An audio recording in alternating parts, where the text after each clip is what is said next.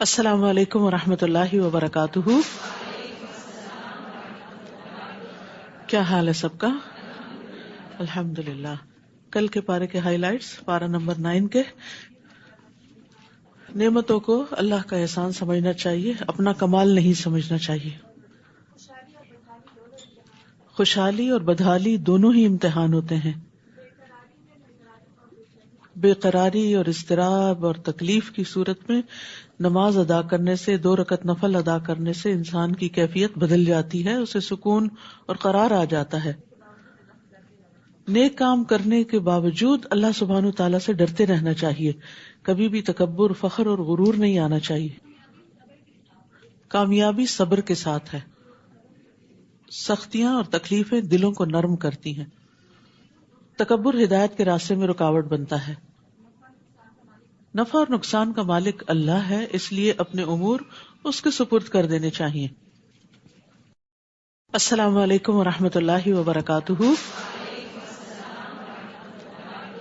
کیا حال ہے سب کا؟ الحمد للہ.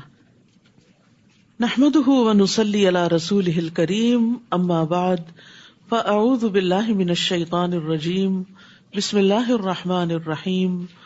رب اشرح لی صدری ویسر لی امری واحلل عقدۃ من لسانی یفقہوا قولی.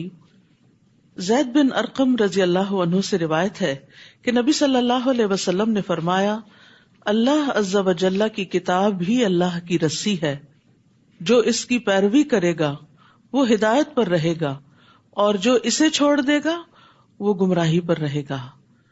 تو ہم سب کے لیے لازم ہے کہ ہم اللہ کی کتاب کو پکڑے رکھیں تاکہ ہم سیدھے راستے پر رہیں. صراط الذین انعمت علیہم، ان لوگوں کے راستے پر جن پر اللہ سبحانہ تعالیٰ نے انعام کیا. قرآن مجید جو اللہ کی رسی ہے، اس کو پکڑنے کا مطلب کیا ہے کہ اس کو پڑھتے رہیں، اس کو سمجھتے رہیں، اس میں غور و فکر اور تدبر کرتے رہیں، کیونکہ کتاب کے آنے کا مقصد ہی یہی ہے. کتاب انزلناہ الیک مبارک لیدبروا آیاتہ ولیتذکر اولو الالباب. جو کتاب ہم نے آپ کی طرف نازل کی ہے بڑی برکت والی ہے تاکہ لوگ اس کی آیات میں غور و فکر کریں، اس کے اسرار کو جانیں، اس کی حکمتوں کو جانیں، اور اہل عقل اس سے سبق حاصل کریں.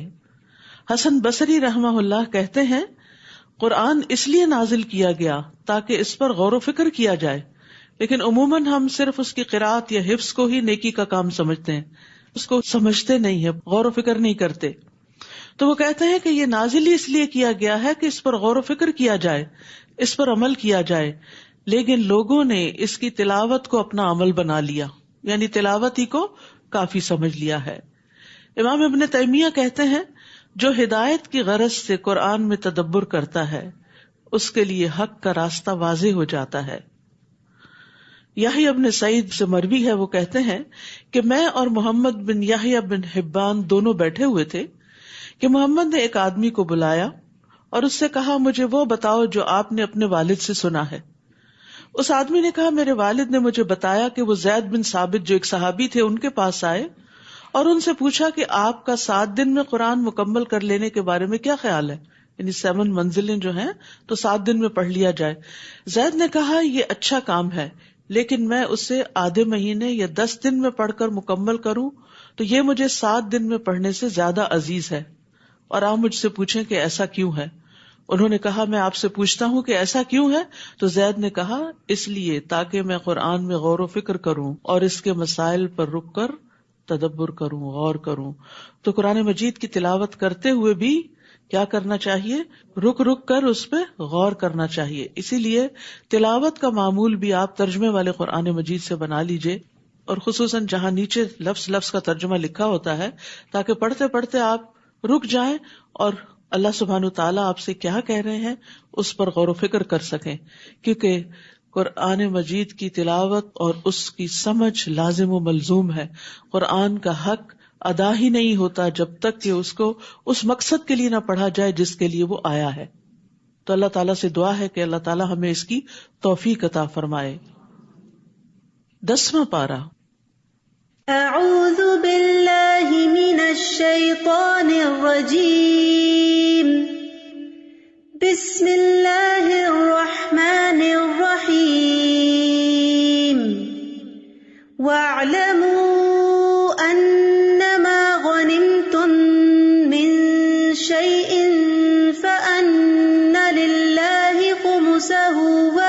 الرسول فأن لله خمسه وللرسول ولذي القربى واليتامى والمساكين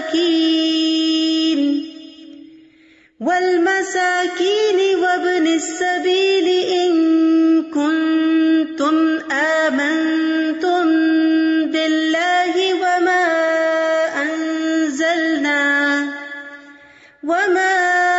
أنزلنا على عبدنا يوم الفرقان يوم التقى الجمعان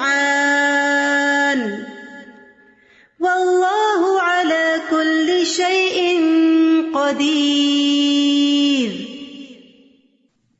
شروع کرتی ہوں اللہ کے نام سے جو بے انتہا مہربان نہایت رحم فرمانے والا ہے۔ جان لو کہ جو کچھ تم بطور غنیمت حاصل کرو تو اس کا 5واں حصہ اللہ کے لیے، رسول کے لیے اور اس کے قرابت داروں، مسکینوں اور مسافروں کے لیے ہے۔ اگر تم اللہ پر ایمان رکھتے ہو اور اس فتح و نصرت پر جو فیصلے کے دن ہم نے اپنے بندے پر نازل کی تھی، جبکہ دونوں لشکروں میں مقابلہ ہوا اور اللہ تعالیٰ ہر چیز پر قادر ہے۔ جنگ بدر ہی کے پس منظر میں آیات نازل ہوئی ہیں۔ جنگ بدر میں مسلمانوں کو مال غنیمت حاصل ہوا۔ اس وقت مال غنیمت کے بارے میں کوئی واضح قانون نہیں تھا، اس لیے اس بنا پر مسلمانوں میں آپس میں کچھ کشمکش بھی ہوئی اور ہر ایک نے اپنا حصہ جتانے کی کوشش کی، تو اس پر انہیں آپس کے تعلقات درست کرنے کے لیے کہا گیا، اور پھر تربیت کرنے کے بعد یہاں پر وہ طریقہ بتایا جا رہا ہے کہ مال غنیمت جو جنگ میں حاصل ہوگا وہ کس طرح تقسیم ہوگا۔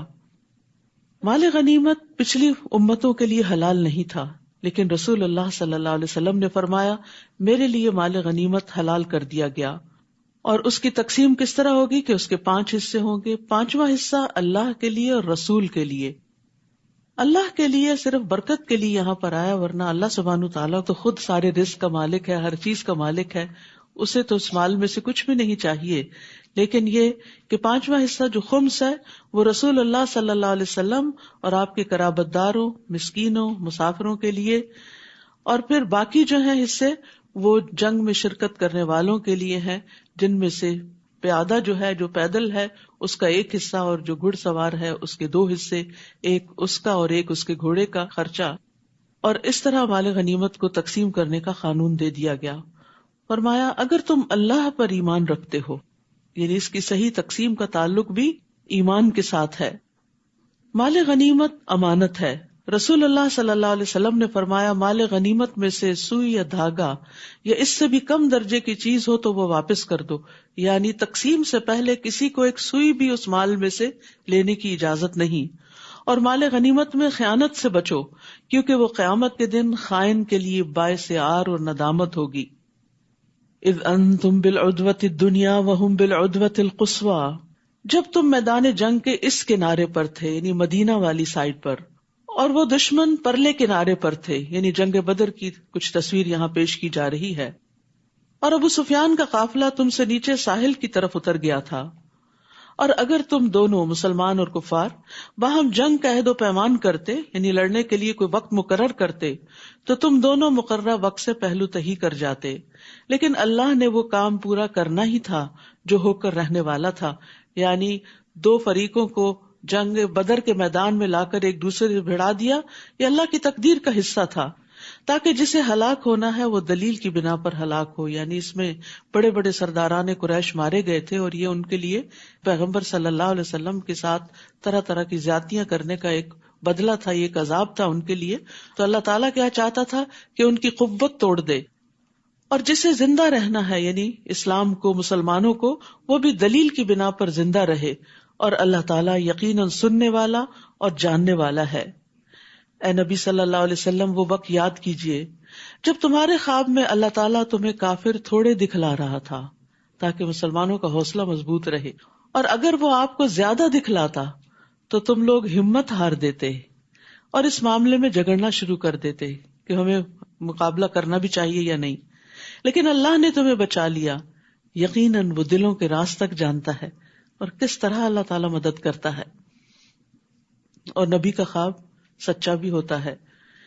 اور یاد کرو جب تم دشمن سے ملے، اللہ نے تمہاری نظروں میں دشمن کی تعداد تھوڑی دکھلائی اور دشمن کی نظروں میں تمہیں تھوڑا کر کے پیش کیا، تاکہ وہ سمجھے کہ تھوڑے سے لوگ ہیں، ان کے ساتھ تو بہت بڑے مقابلے کی ضرورت نہیں، تاکہ اللہ وہ کام پورا کر دے جس کا ہونا مقدر تھا، اور سب کاموں کا انجام تو اللہ ہی کے پاس ہے. ساری قدرت اور طاقت اور ہر چیز کو کرنا تو اسی کے ہاتھ میں ہے. اس لیے زندگی میں جب کوئی مشکل وقت آئے اس کو پکارے، اس کی مدد حاصل کرے، اس کی طرف راغب ہوں، کیونکہ کرنا اس نے ہے. یعنی بہت سی چیزیں ہم سمجھتے ہیں کہ میرے کرنے سے یا کسی انسان کے کرنے سے ہی مسئلہ حل ہوگا. کوششیں اپنی جگہ ہوں. مسلمان میدان جنگ میں تھے، کوشش میں تھے، انہوں نے اپنا سب کچھ حاضر کر دیا تھا اسلام کے لیے، لیکن بتانا یہاں یہ مقصود تھا کہ صرف تمہاری کوششوں سے تمہیں یہ کامیابی حاصل نہیں ہوئی، بلکہ یہ اللہ سبحانہ تعالیٰ کی طرف سے آئی ہے. وَمَن نَّصْرُ إِلَّا مِنْ عِنْدِ اللَّهِ یا ایھا الذین آمنوا، اے ایمان والو، جب کسی گروہ سے تمہارا مقابلہ ہو تو ثابت قدم رہو. ثابت قدمی بڑی ضروری ہے. زندگی میں کوئی بھی کام انسان جم کے کرتا ہے تو کامیابی حاصل ہوتی ہے، چاہے وہ کچھوے کی چال ہی کیوں نہ چل رہا ہو.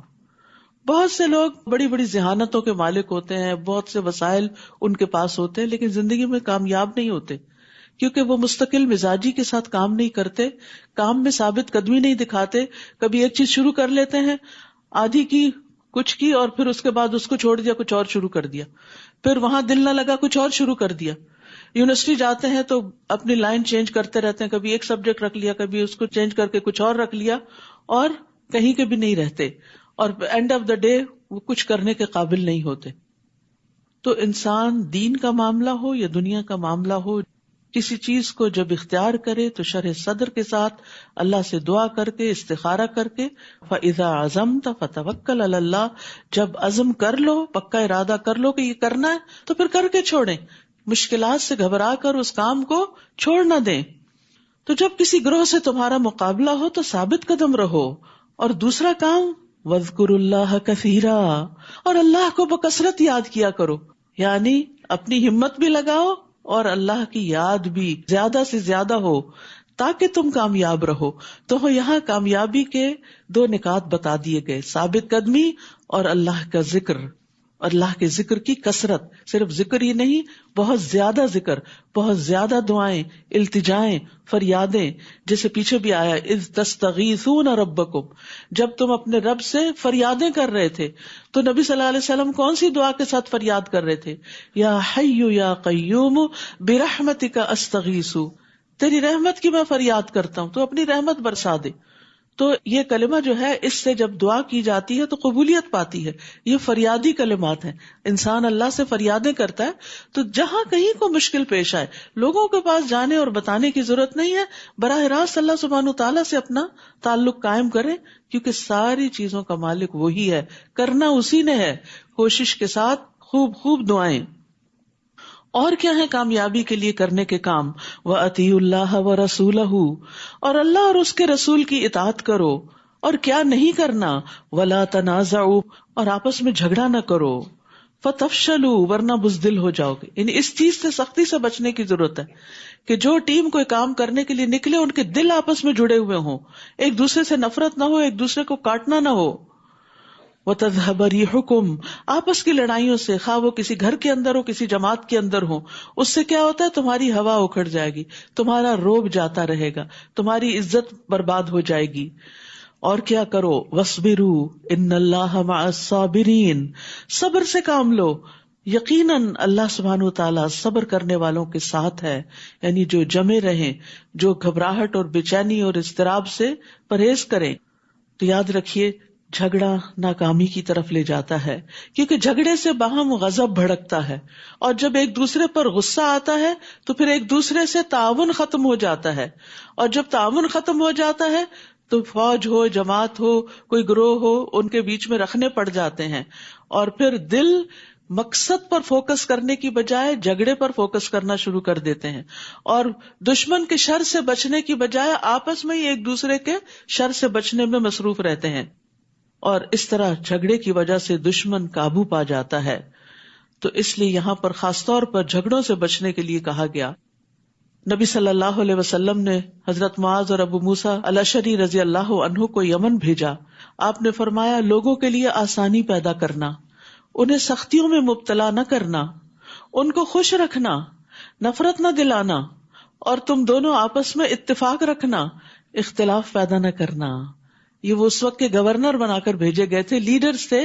تو ایک لیڈر کے اندر یہ کوالٹی ہونی چاہیے کہ وہ اپنے ساتھیوں کو اور اپنی جماعت کو پیار کے ساتھ، محبت کے ساتھ لے کر چلے اور ان کے لیے آسانیاں پیدا کرے.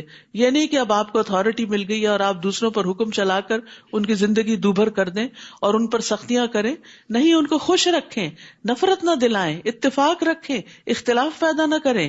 یہ ہے کامیابی کی علامات. جس قوم کے اندر، جس گروہ کے اندر یہ خوبیاں پیدا ہو جاتی ہیں وہ ترقی کی منزلیں طے کرنے لگتی ہے. جابر رضی اللہ عنہ سے روایت ہے کہ میں نے نبی صلی اللہ علیہ وسلم کو فرماتے ہوئے سنا، یقیناً شیطان اس بات سے مایوس ہو چکا ہے کہ جزیرۃ العرب میں نمازی اس کی عبادت کریں، لیکن وہ ان میں لڑائی اور فساد کرا دے گا. لوگ آپس میں لڑیں گے، دین سب کا ایک ہوگا لیکن دل جدا ہو جائیں گے. تو یاد رکھیے کسی بھی معاملے میں جھگڑا پسندیدہ نہیں. جھگڑا چھوڑنے والے کے لیے جنت کا وعدہ ہے. رسول اللہ صلی اللہ علیہ وسلم نے فرمایا، میں اس شخص کے لیے جنت کے اطراف میں ایک گھر کا ضامن ہوں جو حق پر ہونے کے باوجود جھگڑا چھوڑ دے. یعنی حق اس کا ہے لیکن وہ وڈرا کر لے اور صلح کر لے. پھر فرمایا، اور ان لوگوں کی طرح نہ ہو جانا جو اپنے گھروں سے اتراتے ہوئے اور لوگوں کو اپنی شان دکھلاتے ہوئے نکلے. اشارہ ہے کفار قریش کی طرف کہ جو مقابلے کے لیے آ رہے تھے تو بہت دھوم دھڑاکے کے ساتھ. یہ لوگ اللہ کی راہ سے روکتے تھے اور جو کچھ وہ کرتے تھے اللہ ان کا احاطہ کیے ہوئے ہے. یعنی یہ لوگ نبی صلی اللہ علیہ وسلم کی لائی ہوئی دعوت کا انکار کرتے تھے اور لوگوں کو آپ کی طرف آنے نہیں دیتے تھے اور اپنے غلط کاموں پر بھی اترانے والے تھے. یاد رکھیے اترانا اور فخر جتانا اللہ سبحانہ تعالیٰ کو پسند نہیں. نبی صلی اللہ علیہ وسلم نے فرمایا، جو شہرت کا طالب ہو اللہ تعالیٰ اس کی شہرت قیامت کے دن سب کو سنا دے گا. جو کوئی لوگوں کو دکھانے کے لیے کوئی کام کرے گا اللہ تعالیٰ قیامت کے دن اس کو سب لوگوں کو دکھا دے گا. یعنی اس کے دھوکے کو، اس کے فریب اور فراڈ کو سب کے سامنے کر دے گا کہ بظاہر اس نے اپنے اوپر دین کا لبادہ اوڑا ہوا تھا لیکن یہ دراصل اپنے آپ کو نمایاں کرنا چاہتا تھا. وَإِذْ زَيَّنَ لَهُمُ الشَّيْطَانُ أَعْمَالَهُمْ، جبکہ شیطان نے ان کے لیے ان کے اعمال خوشنما بنا کر دکھائے اور کہنے لگا آج تم پر کوئی غالب نہیں آ سکتا. یعنی شیطان نے نبی صلی اللہ علیہ وسلم کے دشمنوں کو، مخالف فوج کو دھوکے میں مبتلا کیا کہ تمہاری طاقت زیادہ ہے اور تمہاری شان و شوکت زیادہ ہے، مسلمان تو تعداد میں بہت کم ہیں اور ان کے پاس تو اسلحہ بھی نہیں، لہٰذا تم ہی غالب آؤ گے اور میں تمہارا مددگار ہوں. کہتے کہ شیطان بنو مدلج کے ایک لیڈر کی شکل میں آیا اور کہنے لگا کہ ہم بھی تمہارے ساتھ ہیں، تم گھبراؤ نہیں. پھر جب دونوں لشکروں کا آمنا سامنا ہوا تو الٹے پاؤں پھر گیا، کہنے لگا میرا تم سے کوئی واسطہ نہیں، میں وہ کچھ دیکھ رہا ہوں یعنی فرشتے جو تم نہیں دیکھتے. مجھے اللہ سے ڈر لگتا ہے اور اللہ سخت سزا دینے والا ہے. یعنی عین مارکے میں دھوکہ دے گیا. اور یہی شیطان کا کام ہے، انسان کو غلط کام پہ اکساتا ہے اور جب انسان غلط راستے پہ چل پڑتا ہے تو ساتھ چھوڑ دیتا ہے اور جا کے اس کے مخالف کو اکسانے لگتا ہے. یعنی وہ وسوسے دوسرے فریق کے دل میں ڈالتا ہے کہ دیکھو فلاں تمہارے خلاف چڑھائی کر رہا ہے، حتیٰ کہ دنیا میں بھی انسان کو دھوکہ دیتا ہے اور مرواتا ہے. اور ایک اور بات جو اس نے کی، مجھے اللہ سے ڈر لگتا ہے. سبحان اللہ، یا تو سچا ہے یا جھوٹا. اگر سچا ہے تو ہمیں شرم کرنی چاہیے کہ شیطان کو اگر اللہ سے ڈر لگتا تو ہمیں گناہ کرتے ہوئے کیوں نہیں لگتا، اور اگر جھوٹا ہے تو پھر جھوٹے کی بات کا کیا اعتبار. اور اس نے بھی یہی کہا اور اللہ سخت سزا دینے والا ہے. واللہ شدید العقاب. تو عقاب عقوبت سے ہے. عقوبت وہ سزا ہوتی ہے جو کسی فرض کو چھوڑنے اور حرام کام کے ارتکاب پر ہوتی ہے، یعنی کانسیکوینسز کے طور پر. عقب ایڑی کو کہتے ہیں نا، جو پیچھے ہوتی ہے. لیکن یاد رکھیے اطاعت کے بغیر اللہ کا خوف کچھ فائدہ نہیں دیتا. اگر کوئی شخص اللہ کی بات نہیں مانتا، اطاعت نہیں کرتا اور کہتا میں اللہ سے ڈرتا ہوں، تو وہ اپنے کہنے میں جھوٹا ہے. سچا کون ہے؟ جو اللہ سے ڈر کر پھر اللہ کی رضا کے کام کرے. اذ یقول المنافقون والذین فی قلوبہم مرض جب منافقین اور وہ لوگ جن کے دلوں میں بیماری ہے یہ کہہ رہے تھے کہ ان مسلمانوں کو ان کے دین نے دھوکے میں ڈال رکھا ہے، حالانکہ اگر کوئی شخص اللہ پر بھروسہ کر لے تو اللہ یقیناً سب پر غالب اور حکمت والا ہے۔ آج بھی مسلمانوں کو اس قسم کے طعنے دیے جاتے ہیں، لیکن ایسی باتوں کے جواب میں انسان کو اللہ کا حکم مانتے ہوئے اللہ پر ہی توکل کرنا چاہیے۔ کاش آپ اس حالت کو دیکھتے جب فرشتے ان مقتول کافروں کی روحیں قبض کر رہے تھے، یعنی بدر کے میدان میں، تو ان کے چہرے اور ان کی پیٹھوں پر ضربیں لگا رہے تھے، یعنی مار رہے تھے ان کو، اور کہتے تھے اب جلانے والے عذاب کا مزہ چکھو۔ اس سے یہ پتہ چلتا ہے کہ موت کے وقت فرشتے آتے ہیں اور مجرموں کو اس وقت بھی مارتے ہیں۔ یہ تمہارے ان اعمال کا بدلہ ہے جو تم نے اپنے آگے بھیجے ہیں، یعنی ایسے ہی نہیں تمہیں یہ مار پڑ رہی، یہ تمہارے اپنے کرتوتوں کا نتیجہ ہے، ورنہ اللہ تو اپنے بندوں پر ظلم کرنے والا نہیں ہے۔ ان کافروں کا معاملہ بھی فرعونیوں جیسا ہے۔ جیسے فرعون نے موسیٰ علیہ السلام اور ان کے ساتھیوں کے بارے میں طرز عمل اختیار کیا تھا، آج قریش کے سردار جو ہے وہ محمد صلی اللہ علیہ وسلم کے سامنے فرعون بنے ہوئے ہیں۔ اور ان لوگوں جیسا جو ان سے پہلے تھے، یعنی پہلے بھی پیغمبروں کا مقابلہ ان کے ملا یا ایلیٹ کلاس نے کیا، سرکش لوگوں نے کیا، اور باقی عوام تو پھر بڑوں کے پیچھے چلتی ہے۔ ان لوگوں نے اللہ تعالیٰ کی آیات کا انکار کیا تو اللہ نے ان کے گناہوں کے بدلے انہیں پکڑ لیا۔ اللہ تعالیٰ یقیناً بڑا طاقتور اور سخت سزا دینے والا ہے۔ ایسا اس لیے ہوتا ہے کہ اللہ کا طریقہ یہ ہے کہ اگر اللہ کسی قوم کو نعمت سے نوازے تو وہ اس نعمت کو اس وقت تک ان سے نہیں بدلتا جب تک کہ وہ قوم خود اپنے طرز عمل کو بدل نہیں دیتی۔ اللہ سب کچھ سننے اور جاننے والا ہے۔ تو یاد رکھیے نعمتیں برقرار رہتی ہیں اگر انسان اطاعت گزار اور شکر گزار رہتا ہے۔ اسی طرح برا حال بھی نہیں بدلتا انسان کا اچھے حال میں جب تک انسان اللہ کی اطاعت کی طرف نہیں آتا۔ اللہ سبحانہ تعالیٰ کا فرمان کیا ہے کہ جس قوم پر اللہ کوئی انعام کرتا ہے اللہ اس انعام کو اس وقت تک نہیں بدلتا جب تک وہ ناشکری نہ کریں اور شکر گزاری کو چھوڑ نہ دیں۔ جب وہ ناشکری کرنے لگتے ہیں تو اللہ تعالیٰ اپنے دیے گئے انعام کو ان سے بدل دیتا ہے، نعمتیں چھن جاتی ہیں یا فوراً یا ایک وقت کے بعد۔ آج آپ دیکھیے کہ جس طرح ہم اس وقت ریسورسز کو غلط طریقے سے استعمال کر رہے ہیں، جیسے کچھ ممالک میں پانی کی کمی ہوتی چلی جا رہی، اس کے باوجود پانی کا جو ضیاع ہے اس سے لوگ پرہیز نہیں کرتے، تو یہ سب نعمتیں ہیں اللہ کی، اللہ تعالیٰ دیتا ہے، لیکن جب لوگ نعمتوں کو ابیوز کرتے ہیں تو پھر اللہ سبحانہ تعالیٰ ان کو مشقتوں میں ڈال دیتا ہے۔ تو انسان کو چاہیے کہ نعمتوں کا صحیح استعمال کرے، نعمت استعمال کر کے شکر گزار ہو اور اللہ تعالیٰ سے مزید نعمتیں طلب کرتا رہے۔ تو دنیا اور آخرت میں خیر کا باعث بننے والی نعمتوں کا سوال کرنا چاہیے۔ انس رضی اللہ عنہ کہتے ہیں کہ ایک مرتبہ رسول اللہ صلی اللہ علیہ وسلم اپنے کسی صحابی کی عیادت کے لیے تشریف لے گئے۔ وہ چوزے کی طرح ہو چکے تھے، تو آپ نے ان سے پوچھا کیا تم اللہ تعالیٰ سے کوئی دعا مانگتے تھے؟ اس نے کہا جی ہاں، میں یہ دعا مانگتا تھا کہ اے اللہ تو نے مجھے آخرت میں جو سزا دینی ہے وہ دنیا میں ہی دے دے۔ تو رسول اللہ صلی اللہ علیہ وسلم نے اس سے فرمایا تم اللہ کے عذاب کی طاقت نہیں رکھتے؟ تم نے یہ دعا کیوں نہ کی اللہم ربنا آتنا فی الدنیا حسنہ وفی الآخرۃ حسنہ وقنا عذاب النار، یعنی سزا نہیں کبھی مانگنی چاہیے بلکہ بھلائیاں مانگنی چاہیے۔ مصیبت اور پریشانی میں بھی اللہ تعالیٰ سے عافیت مانگنی چاہیے، بیماری ہو تو شفا مانگنی چاہیے۔ كدأب آل فرعون والذین من قبلہم کذبوا بآیات ربہم فأہلکناہم بذنوبہم واغرقنا آل فرعون وکل کانوا ظالمین۔ ان لوگوں کا معاملہ یعنی نبی صلی اللہ علیہ وسلم کے ان دشمنوں کا معاملہ بھی آل فرعون جیسا ہے اور ان لوگوں جیسا جو ان سے پہلے تھے، یعنی پچھلے انبیاء کے جو دشمن تھے، انہوں نے اپنے رب کی آیات کو جھٹلایا تو ہم نے انہیں ان کے گناہوں کی پاداش میں ہلاک کر دیا اور فرعون کی قوم کو غرق کر دیا، کیونکہ فرعون ان سب کے مقابلے میں زیادہ سخت دشمن تھا اور یہ سبھی لوگ ظالم تھے۔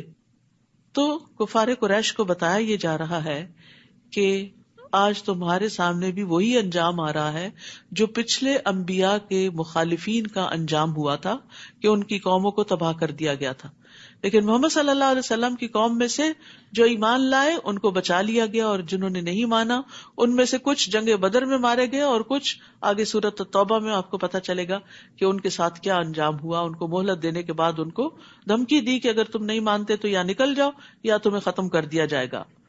اللہ کے ہاں بدترین جانور، انسان نہیں کہا، بدترین جانور وہ لوگ ہیں جنہوں نے حق کا انکار کر دیا، پھر وہ ایمان لانے پر تیار نہیں. یعنی رسول کو اپنے سامنے پا کر، قرآن کو اپنے سامنے پا کر، سارے دلائل دیکھ کر پھر بھی نہیں مانے، تو پھر ایسے لوگ انسان ہی نہیں.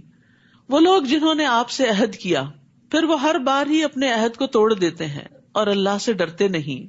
جیسے فرعونیوں نے موسیٰ علیہ السلام سے عہد کیے کہ اگر ہماری مشکل ٹل جائے تو ہم مان جائیں گے، لیکن پھر عہد توڑ دیتے، پھر مشکل آتی، پھر وہی سلسلہ چل پڑتا. ایسے عہد شکن لوگ اگر آپ کو میدان جنگ میں مل جائیں تو انہیں عبرتناک سزا دیں تاکہ ان کے پچھلے بھی سبق حاصل کریں. اور اگر آپ کو کسی قوم سے خیانت، عہد شکنی کا خطرہ ہو تو برابری کی سطح پر ان کا معاہدہ ان کے آگے پھینک دیں، کیونکہ اللہ تعالیٰ خیانت کرنے والوں کو پسند نہیں کرتا. یعنی جن قوموں کے ساتھ معاہدے ہوں ان معاہدوں کو پورا کیا جائے. المائدہ میں بھی معاہدے پورے کرنے کا حکم دیا گیا تھا. تو معاہدہ چاہے کسی مسلمان سے ہو یا نان مسلم سے ہو، اسے پورا کرنا چاہیے. اور کافر لوگ ہرگز یہ خیال نہ کریں کہ وہ بازی لے جائیں گے، یعنی محمد صلی اللہ علیہ وسلم کے مقابلے میں کامیاب ہو جائیں گے، کیونکہ وہ ہمیں عاجز نہیں کر سکتے. اللہ سبحانہ تعالیٰ نے آخر کار ہر پیغمبر کو فتح بخشی. اور جہاں تک ممکن ہو کافروں کے مقابلے میں قوت اور جنگی گھوڑے تیار رکھو. یعنی نبی صلی اللہ علیہ وسلم کو حکم دیا جا رہا ہے کہ اللہ کی مدد اور اللہ کا ذکر اور اللہ سے دعا کرنے کے ساتھ ساتھ اپنی تیاریاں بھی جاری رکھو، جن سے تم اللہ کے اور اپنے دشمنوں کو اور ان دوسرے دشمنوں کو خوف زدہ کر سکو جنہیں تم نہیں جانتے مگر اللہ انہیں جانتا ہے. اور جو کچھ بھی تم اللہ کی راہ میں خرچ کرو گے تمہیں اس کا پورا پورا بدلہ مل جائے گا، اور تمہارے ساتھ کچھ بے انصافی نہ ہوگی. یعنی اس تیاری کے لیے لازماً مال درکار ہے، تو جو اپنے مال میں سے کچھ بھی خرچ کرے گا وہ اللہ کے ہاں اس کا بدلہ پائے گا. اور اگر وہ صلح کی طرف مائل ہو، یعنی تمہارے دشمن صلح کرنا چاہتے ہوں اور آپ کو یہ اندیشہ ہو کہ شاید وہ دھوکہ دے جائیں، تو آپ بھی اللہ پہ بھروسہ کرتے ہوئے صلح پر آمادہ ہو جائیے، کیونکہ ہمارا دین صلح پسند ہے. جنگ صرف بوقت ضرورت ہے. یقیناً وہ سب کچھ سننے والا اور جاننے والا ہے. اور اگر وہ آپ کو دھوکہ دینے کا ارادہ رکھتے ہوں تو آپ کے لیے اللہ کافی ہے. وہی تو ہے جس نے اپنی مدد سے اور مسلمانوں کے ذریعے آپ کی تائید کی اور ان صحابہ کرام کے دلوں میں الفت ڈال دی، باہم محبت ڈال دی. اگر وہ سب کچھ خرچ کر ڈالتے جو اس زمین میں موجود ہے تو بھی آپ ان کے دلوں میں الفت پیدا نہیں کر سکتے تھے. محبتیں مال سے پیدا نہیں کی جا سکتی. بعض گھرانوں میں آپ دیکھیں کہ شوہر بڑے بڑے قیمتی تحفے بیویوں کو لا کر دیتے ہیں، لیکن وقت نہیں دیتے، پاس نہیں بیٹھتے، جذبات کا خیال نہیں رکھتے. وہ سمجھتے ہیں کہ صرف مال دے کے خوش کیا جا سکتا ہے، تو وہ کبھی بھی اپنی بیوی کی محبت حاصل نہیں کر سکتے. اس کے برعکس ایک غریب شوہر جو بیوی کے جذبات کا خیال رکھتا ہے، اپنی حیثیت کے مطابق اس کی ضروریات کا خیال رکھتا ہے، کیئرنگ ہے، وہ کہیں زیادہ جواب میں محبت اور عزت پاتا ہے. اور یہ کسی بھی رشتے اور کسی بھی ریلیشن کے معاملے میں ہے کہ آپ لوگوں کو مال سے نہیں خرید سکتے. مال سے خریدے ہوئے لوگ وقتی فائدہ دے سکتے ہیں آپ کو، ان کے دلوں میں آپ کی مستقل محبت نہیں ہو سکتی. تو یہاں بھی اللہ سبحانہ و تعالیٰ فرما رہے ہیں کہ یہ محبت اللہ نے دلوں میں ڈالی ہے. اگر آپ وہ سب کچھ خرچ کر ڈالتے جو زمین میں، پورے کی پوری دولت، پوری زمین کا سامان، تو بھی آپ ان کے دلوں میں الفت نہیں پیدا کر سکتے تھے. یہ دل جو ہے نا، یہ اللہ کے ہاتھ میں ہوتے ہیں. اللہ جس کے دل میں جس کی محبت ڈال دے یہ اسی کا کام ہے. اس لیے اگر لوگوں کے دلوں میں آپ سمجھیں کہ بچے آپ سے محبت نہیں کرتے، یا بہن بھائیوں کے دلوں میں محبت نہیں آپ کے لیے، یا شوہر کے دل میں نہیں، تو یہ بھی اللہ سے مانگیے کہ اللہ ان کے دلوں کو ہمارے لیے مسخر کر دے اور ہماری طرف راغب کر دے، تاکہ ہم اس دنیا میں بھی ایک اچھے خوشگوار ریلیشن شپ میں ہوں. کیونکہ جب آپ کسی سے محبت کرتے ہو، جواب میں آپ کو محبت نہ ملے تو یہ بڑی تکلیف دہ بات ہوتی ہے. فرمایا یہ اللہ ہی ہے جس نے ان میں الفت ڈال دی، کیونکہ وہ سب پر غالب اور حکمت والا ہے. ابن عباس کہتے ہیں بے شک جب اللہ کچھ دلوں کو ایک دوسرے کے قریب کر دیتا ہے تو کوئی چیز انہیں دور نہیں کر سکتی. یعنی آپ ایک دوسرے کے خلاف بھی ان کو بھڑکائیں تو آپ انہیں توڑ نہیں سکتے، بازو کو دشمن کی یہ چال ہوتی ہے پھوٹ ڈالنے کے لیے ایک دوسرے کے درمیان غلط فہمیاں ڈالنا. پھر انہوں نے اسی آیت کی تلاوت کی کہ لوگوں کی ڈالی ہوئی غلط فہمیاں کوئی نقصان نہیں دیتی اگر اللہ محبت ڈالے رکھے. تو نکتہ کیا ہے، راز کیا ہے کہ کسی بھی مسئلے میں اپنا معاملہ اللہ سے درست کر لیں، وہ آپ کے سارے معاملات کا ذمہ لے لے گا، وہ آپ کے معاملات درست کر دے گا. ہم بعض اوقات دوسروں کو بلیم کرنا شروع کر دیتے ہیں یا صرف رونے دھونے سے کام لیتے ہیں، اللہ سبحانہ و تعالیٰ کی طرف رجوع نہیں کرتے اور مسائل حل نہیں ہوتے. تو سب سے آسان طریقہ کیا ہے؟ ایاک نعبد و ایاک نستعین، تیری ہم عبادت کر، تیرے ہم بندے ہیں، تجھ سے ہی مدد چاہتے ہیں، تو نہیں مسئلہ حل کرنا ہے، کوشش ہم کریں گے، مدد تو کرے گا. اور پھر آپ دیکھیں کیسے کیسے ونڈرز ہوتے ہیں. اور پھر یہ دعائیں بھی پڑھنی چاہیے، اللہم الف بین قلوبنا واصلح ذات بیننا واہدنا سبل السلام، آخر تک. اے اللہ ہمارے دلوں میں الفت پیدا کر دے اور ہمارے آپس کے معاملات کی اصلاح کر دے. یہ گھروں کے جھگڑے فساد میں بڑی بہترین دعا ہے. اور ہمیں سلامتی کے راستوں کی طرف رہنمائی فرما اور ہمیں اندھیروں سے نجات دے کر نور کی طرف لے آ اور ہمیں تمام ظاہری اور چھپی بدکاریوں سے محفوظ رکھ. اور ہمارے کانوں اور ہماری آنکھوں اور ہمارے دلوں اور ہمارے گھر والوں اور ہمارے بچوں میں برکتیں عطا فرما اور ہماری توبہ قبول فرما. بلا شبہ تو بہت زیادہ توبہ قبول کرنے والا ہے اور رحمت کرنے والا ہے، اور ہمیں اپنی نعمتوں کا شکر کرنے والا بنا دے اور ان کی تعریف کرنے والا اور ان کو قبول کرنے والا بنا دے اور ان نعمتوں کو ہم پر مکمل فرما دے. یہ دعائیں اور اسی طرح کی اور دعائیں جو ہیں، یہ چھوٹی سی کتاب ہے قرآنی اور مسنون دعائیں، ان میں موجود ہیں. آپ اپنا روز کا معمول بنا لیں کہ شروع سے لے کے آخر تک اس کو 4 دن میں پڑھیں، ہفتے میں پڑھیں، روز کا 1 صفحہ پڑھیں، کچھ نہ کچھ دعائیں. اس طرح آپ دیکھیں ساری اچھی اچھی دعائیں آپ مانگ لیں گے. ورنہ اگر اپنے حافظے اور اپنی سوچ اور اپنے دل سے یہ مانگنا پڑے تو ہم یہ سارا کچھ مانگ ہی نہیں سکتے. نبی صلی اللہ علیہ وسلم کی دعائیں بہت جامع دعائیں ہیں. جو کچھ آپ نے مانگا، جس طریقے سے مانگا، ہم تو اس کے خاک کے برابر بھی نہیں. ہمیں تو مانگنا بھی نہیں آتا، ہمیں صرف پریشان ہونا آتا ہے، اس کا حل نہیں آتا. تو اس لیے بہت ضروری ہے کہ ہم اچھی دعائیں مانگنے والے بنیں. تو یہ دعائیں خود اپنے لیے بھی پڑھا کریں اور سب کی طرف سے بھی پڑھا کریں. اور پھر خاص طور پہ آپ دیکھیے رمضان آ رہا ہے، سحری کے وقت، افطاری کے وقت روزے دار کی دعا قبول ہوتی ہے، دن کے وقت، نمازوں کے بعد، تاک راتوں میں، لیلۃ القدر میں. معلوم نہیں کون کون سی دعائیں قبول ہو جائیں اور زندگی کا نقشہ ہی بدل جائے. یا ایھا النبی حسبک اللہ ومن اتبعک من المؤمنین، اے نبی آپ کے لیے اور ان مومنوں کے لیے جو آپ کے حکم پر چلتے ہیں اللہ ہی کافی ہے. اللہ کس کے لیے کافی ہوتا ہے؟ ان مومنوں کے لیے جو نبی صلی اللہ علیہ وسلم کی پیروی کریں. یاد رکھیے اللہ کے احکامات کی حفاظت کریں تو اللہ کی حفاظت ملتی ہے. عبداللہ بن عباس کہتے ہیں ایک دن میں رسول اللہ صلی اللہ علیہ وسلم کے پیچھے سوار تھا. 10-11 سال کے تھے اس وقت. آپ نے فرمایا اے لڑکے میں تجھے چند کلمات سکھا رہا ہوں، اللہ کے احکام کی حفاظت کرو، اللہ تمہاری حفاظت کرے گا. چھوٹے بچوں کو بھی یہ باتیں سمجھا دینی چاہیے تاکہ بچپن سے ہی وہ اپنی نمازوں کی حفاظت کرے، اپنے روزوں کی، اپنے ذکر اذکار کی، اپنے اخلاق کی. اللہ کی حفاظت کرو یعنی اللہ کے احکام کی، تم اسے اپنے سامنے پاؤ گے، پھر تمہاری دعائیں قبول ہوں گی، تمہیں اللہ کی طرف سے مدد آئے گی. اور یاد رکھیے جو اطاعت نہیں کرتا پھر اس کے لیے حفاظت کا ذمہ بھی نہیں.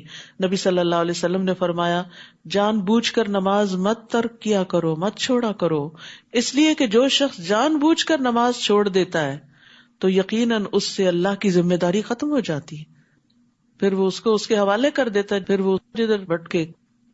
پھر فرمایا یا ایھا النبی حرض المؤمنین علی القتال، اے نبی مسلمانوں کو قتال پر ابھاریے، اگر تم میں سے 20 صابر ہوں تو 200 پر غالب آئیں گے.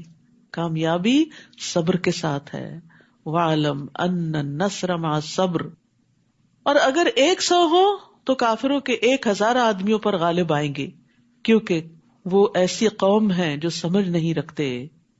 تو دین کی سمجھ رکھنے، اللہ کی معرفت اختیار کرنے اور اللہ تعالیٰ کے احکامات کو سمجھنے والا اللہ کی مدد پاتا ہے. اب اللہ نے تم سے تخفیف کر دی اور اسے معلوم ہوا کہ ابھی تم میں ضعف ہے، کمزوری ہے، لہٰذا اگر تم میں سے 100 صبر کرنے والے ہوں تو وہ 200 پہ غالب آ جائیں گے، اور اگر 1000 ہوں تو اللہ کے حکم سے 2000 پہ غالب آئیں گے، اور اللہ صبر کرنے والوں کے ساتھ ہے۔ واللہ مع الصابرین، کتنی بڑی خوشخبری ہے۔ صبر مشکل ہوتا ہے نا، جب کوئی تکلیف دینے والی بات یا کام یا چیز سامنے آتی ہے، یا کوئی غم دینے والی یا خوف میں مبتلا کرنے والی، تو ہم صبر کا دامن چھوڑ دیتے ہیں اور سمجھتے ہیں کہ شاید واویلا کرنے سے مسائل حل ہو جائیں گے، جبکہ یہاں پر کیا کہا کہ صبر کرو، اللہ سے مدد مانگو، اس انرجی کو جو غم اور خوف اور دکھ پریشانی میں لگ رہی ہے اس کو دعاؤں میں کنورٹ کر لو تو اللہ کی مدد آ جائے گی۔ واللہ مع الصابرین۔ نبی کے لیے یہ مناسب نہیں کہ اس کے پاس جنگی قیدی آتے، یہاں تک کہ زمین یعنی میدان جنگ میں کافروں کو اچھی طرح قتل نہ کر دیا جاتا۔ تم دنیا کا مال چاہتے ہو جبکہ اللہ تمہارے لیے آخرت چاہتا ہے، اور اللہ ہی غالب اور حکمت والا ہے۔ اگر ایسا ہونا پہلے سے نہ لکھا جا چکا ہوتا تو جو کچھ تم نے فدیہ لیا ہے اس کی پاداش میں تمہیں بہت بڑی سزا دی جاتی۔ جو کچھ تم نے بطور غنیمت حاصل کیا ہے اسے تم کھا سکتے ہو، یہ حلال اور پاکیزہ ہے، اور اللہ سے ڈرتے رہو، اللہ یقیناً معاف کرنے والا اور رحم کرنے والا ہے۔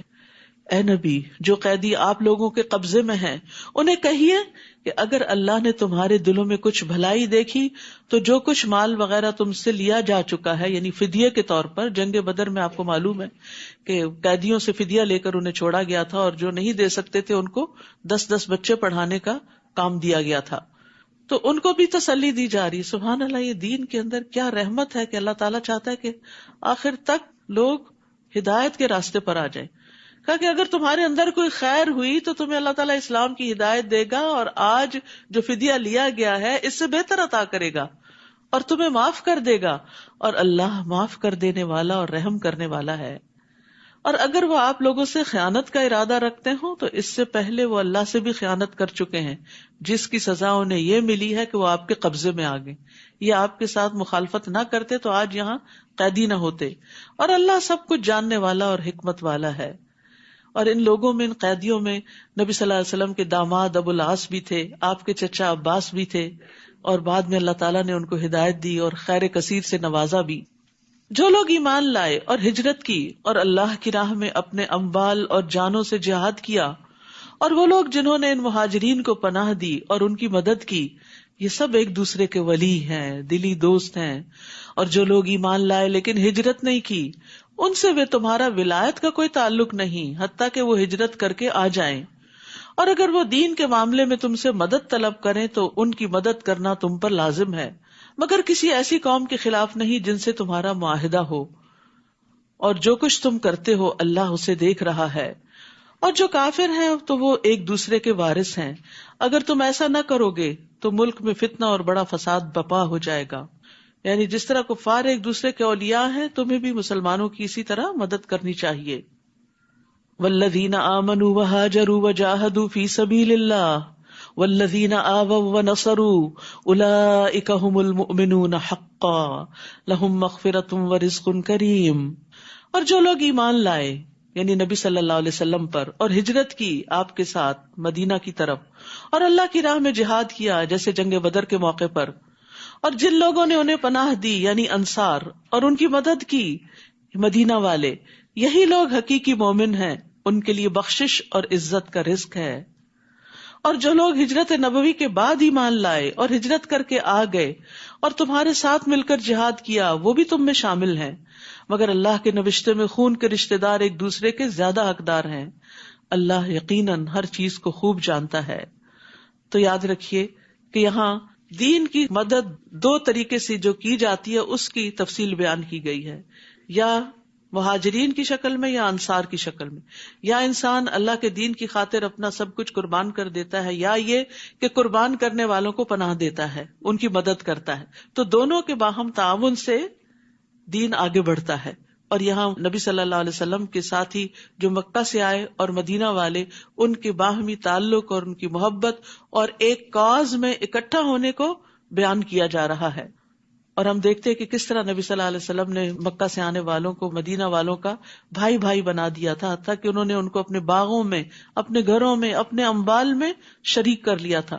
عبد الرحمن بن عوف کے لیے تو سعد بن ربیع نے کہا کہ میری 2 بیویاں ہیں، جس کو تم پسند کرو اس کو طلاق دیتا ہوں اور پھر تم چاہو تو اس سے تم نکاح کر لینا.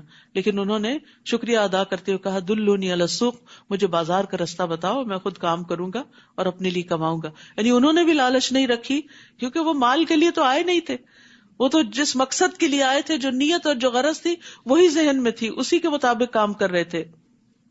انس رضی اللہ عنہ کہتے ہیں کہ نبی صلی اللہ علیہ وسلم جب مدینہ تشریف لائے تو آپ کے پاس مہاجرین نے آ کر عرض کیا، اے اللہ کے رسول، جس قوم کے پاس ہم آئے ہیں یعنی مدینہ والے، ان سے بڑھ کر ہم نے کوئی ایسی قوم نہیں دیکھی جو بہت زیادہ خرچ کرنے والی ہے اور تھوڑے مال ہونے کی صورت میں بھی دوسروں کے ساتھ غمخواری کرنے والی. نہیں بھی تو پھر بھی دل جوئی کرتے ہیں. بعض اوقات ہوتا نا آپ کے پاس نہیں ہوتا تو آپ اچھی بات ہی کر دیتے ہیں دوسرے کو، اور بعض اوقات ہوتا ہے اور آپ دیتے ہیں اور احسان جتا کے ضائع کرتے ہیں. انصار کی خوبی کیا تھی کہ اگر ہے تو خوب خرچ کرتے، نہیں تو دل جوئی کرتے. وہ کہتے ہیں چنانچہ انہوں نے ہمیں محنت و مشقت سے باز رکھا، ہمیں آرام اور راحت میں شریک کیا، یہاں تک کہ ہمیں خوف ہے کہ ساری نیکیوں کا ثواب ان کو نہ مل جائے، کیونکہ ہم سے زیادہ تو یہ قربانیاں کر رہے ہیں. تو نبی صلی اللہ علیہ وسلم نے فرمایا، ایسی بات نہیں، جب تک تم لوگ اللہ سے ان کے لیے دعائے خیر کرتے رہو گے اور ان کا شکریہ ادا کرتے رہو گے. یعنی کسی کے بھی احسان کو فار گرانٹیڈ نہیں لینا چاہیے. اگر کوئی آپ کے ساتھ احسان کرتا ہے تو آپ اس کو دل سے دعا دیں، چاہے سامنے دیں چاہے دل میں دیں، قبولیت کے موقع پر دیں. تو محسنین کے احسان کو یاد رکھنا مومن کی شان ہوتی ہے، اور پھر یہ کہ شکریہ بھی ادا کرنا چاہیے. اور پھر اسی طرح ایک اور روایت میں آتا ہے، ابو ہریرہ کہتے ہیں کہ انصار نے نبی صلی اللہ علیہ وسلم سے عرض کیا، آپ باغوں کو ہمارے اور ہمارے مہاجر بھائیوں کے بیچ میں تقسیم کر دیجئے. آپ نے دیکھا ہوگا کوئی بھی فارمر اپنی لینڈ پراپرٹی کسی کو نہیں دینا چاہتا، لیکن کتنا بڑا دل تھا کہ آپ تقسیم کر دیں. آپ نے فرمایا نہیں.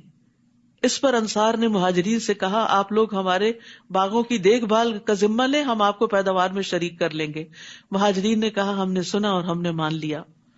لیکن انصار ہمیشہ ان کا خیال رکھنے والے تھے.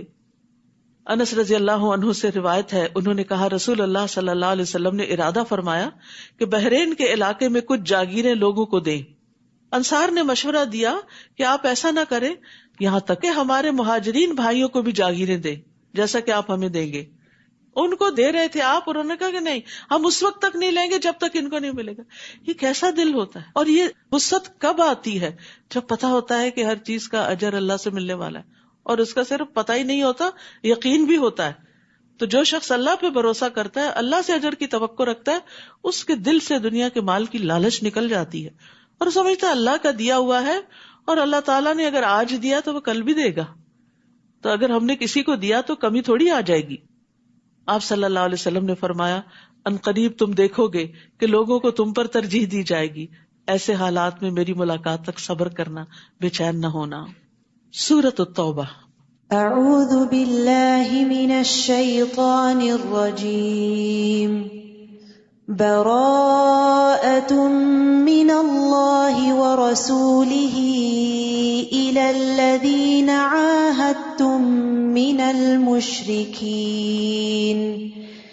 فسیحوا فی الارض 4 اشہر واعلموا انکم غیر معجز اللہ وَأَنَّ اللَّهَ مُخْزِي الْكَافِرِينَ. اس سورت کے 2 نام ہیں، سورۃ البراءہ اور سورۃ التوبہ، جبکہ اجتہادی طور پر اس کے 19 اور نام بھی بتائے گئے ہیں. یہ سورت بسم اللہ کے بغیر شروع ہوتی ہے. نبی صلی اللہ علیہ وسلم نے اس کو اسی طرح لکھوایا، اور پھر جب مصحف عثمانی تیار کیا گیا تو اس میں بھی اس کو اسی طرح لکھ دیا گیا. علی بن ابی طالب کہتے ہیں بسم اللہ امان ہوتی ہے. اس سورت میں جہاد کا حکم نازل ہوا ہے، اسی وجہ سے اس کے شروع میں امان کو ذکر نہیں کیا گیا.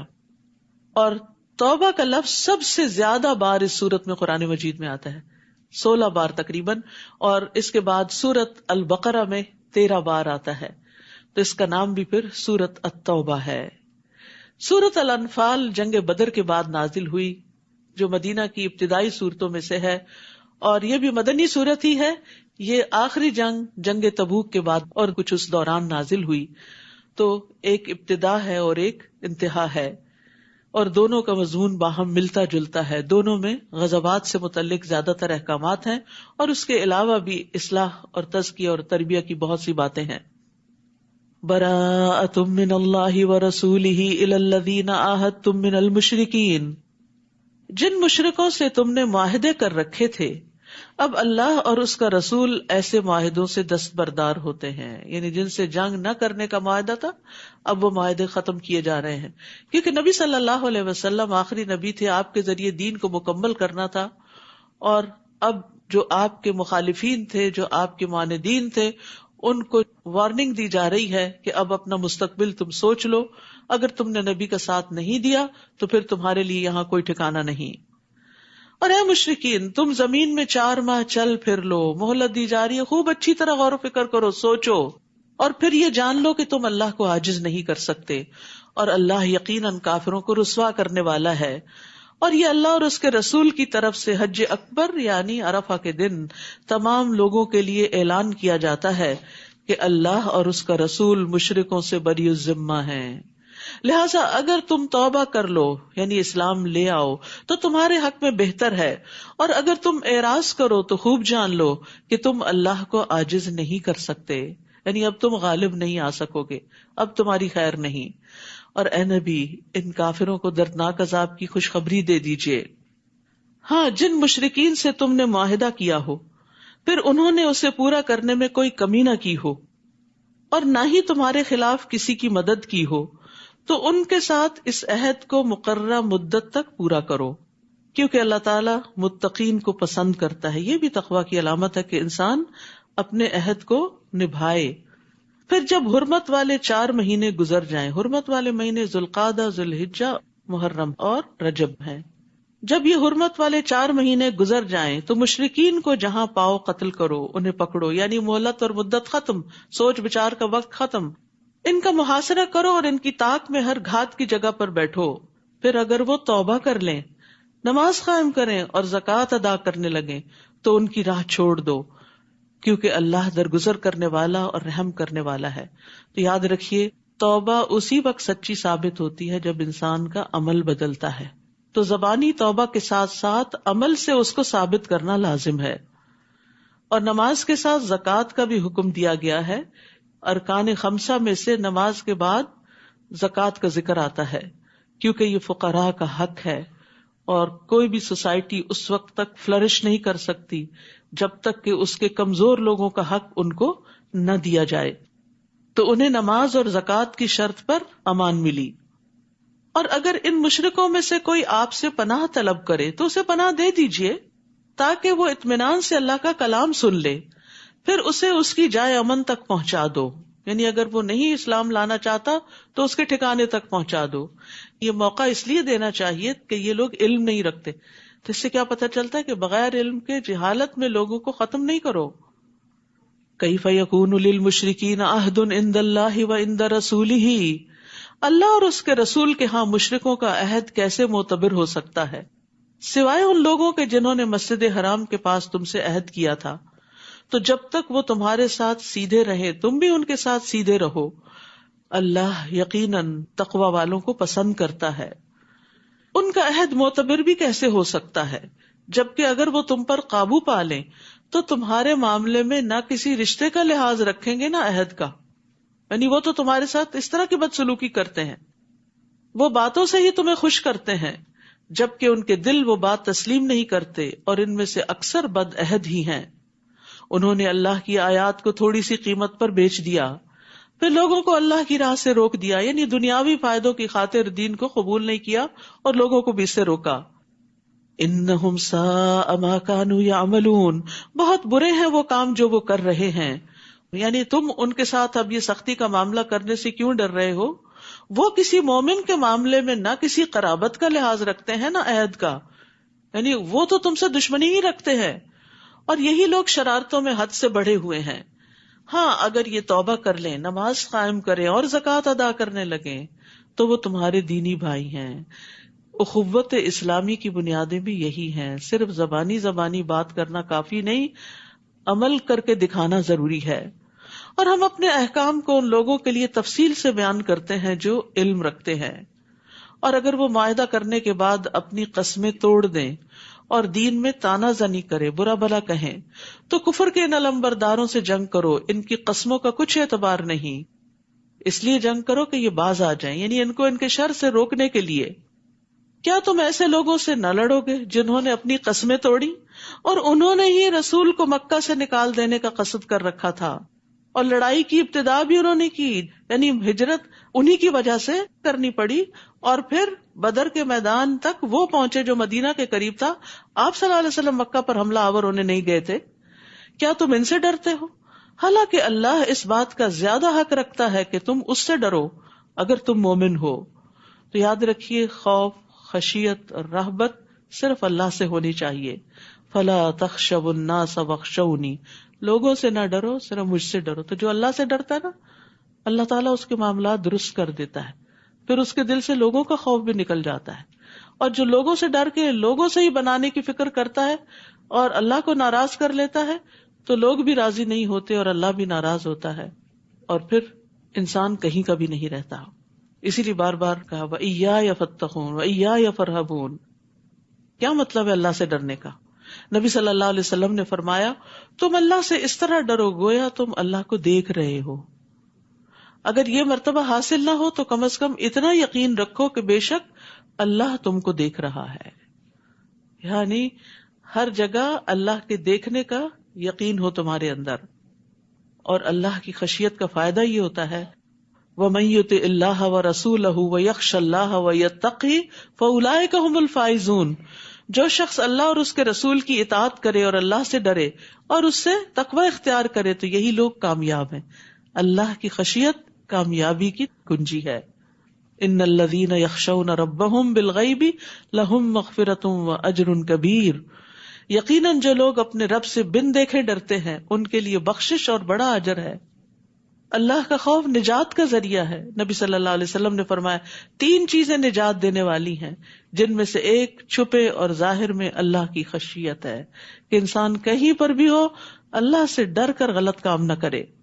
تم ان سے جنگ کرو، اللہ انہیں تمہارے ہاتھوں سزا دے گا، انہیں رسوا کرے گا، تمہیں ان پر مدد دے گا، اور مسلمانوں کے سینوں کی جلن مٹا کر ان کو ٹھنڈا کر دے گا، اور ان کے دلوں کا غصہ دور کر دے گا، اور اللہ جسے چاہے گا توبہ کی توفیق بھی دے دے گا۔ اللہ سب کچھ جاننے والا اور حکمت والا ہے۔ کیا تم نے یہ سمجھ رکھا ہے کہ تمہیں یوں ہی چھوڑ دیا جائے گا، جبکہ اللہ نے ابھی تک یہی معلوم نہیں کیا کہ تم میں سے کن لوگوں نے جہاد کیا اور اللہ اور اس کے رسول اور مومنوں کے سوا کسی کو اپنا دلی دوست نہیں بنایا، اور جو کچھ تم کرتے ہو اللہ اس سے خوب واقف ہے۔ یعنی اللہ سبحانہ وتعالیٰ وقتاً فوقتاً تم پر امتحان ڈالے گا تاکہ تمہارا اخلاص نکھر کر سامنے آ جائے۔ مشرکوں کا یہ کام نہیں کہ وہ اللہ کی مسجدوں کو آباد کریں، یعنی اب تک بیت اللہ کے متولی یہ مشرکین مکہ ہی تھے، لیکن اب وقت آ گیا کہ یہ سیادت قیادت ان کے ہاتھ سے لے لی جائے۔ وہ تو خود اپنے آپ پر کفر کی شہادت دے رہے ہیں۔ یہی لوگ ہیں جن کے سب اعمال ضائع ہو گئے، مسجد کی خدمت، پانی پلانا، نجابت، حجابت، سب کچھ، اور وہ ہمیشہ دوزخ میں رہیں گے۔ اللہ کی مساجد کو آباد کرنا تو اس کا کام ہے جو اللہ پر اور آخرت کے دن پر ایمان لائے، نماز قائم کرے، زکوٰۃ ادا کرے، اور اللہ کے سوا کسی سے نہ ڈرے۔ امید ہے کہ ایسے ہی لوگ ہدایت یافتہ ہوں گے۔ تو یاد رکھیے، مسجدوں کی آبادی بھی جبھی فائدہ دیتی ہے جب انسان عمل کرتا ہے، نماز ادا کرتا ہے۔ مسجد کو صرف چندہ دے دینا کافی نہیں، مسجد میں آ کے صرف صفائی کر لینا یا خوشبو لگا کے چلے جانا ہی کافی نہیں، یا پھر دیواروں پہ نقش و نگار کا اہتمام کرنا ہی کافی نہیں۔ مسجدوں کی آبادی صرف صفائی سے، صرف ڈرائنگز اور پینٹنگ سے نہیں ہوتی۔ مسجدوں کی آبادی نمازیں ادا کرنے سے ہوتی ہے، وہاں تعلیم کے حلقے کرنے سے ہوتی ہے۔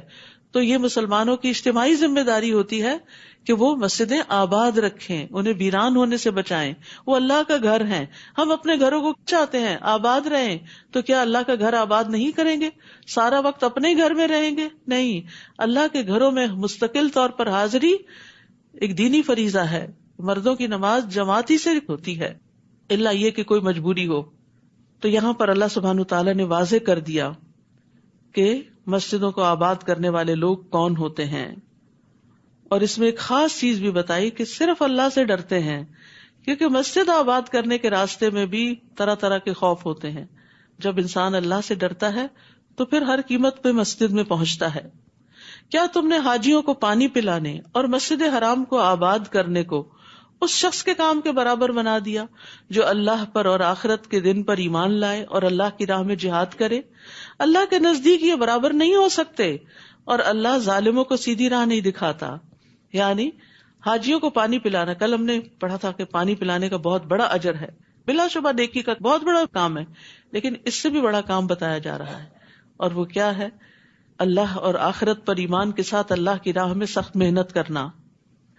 تو صرف نیکی کے کاموں میں غریبوں کو کھانا کھلانا اور پانی پلانا ہی نہیں، اور صرف مسجد کی صفائی ستھرائی ہی نیکی نہیں، بلکہ اس سے آگے بڑھ کر ایمان کی ترقی اور اللہ کے راہ میں کوشش، یہ بہت ضروری ہے.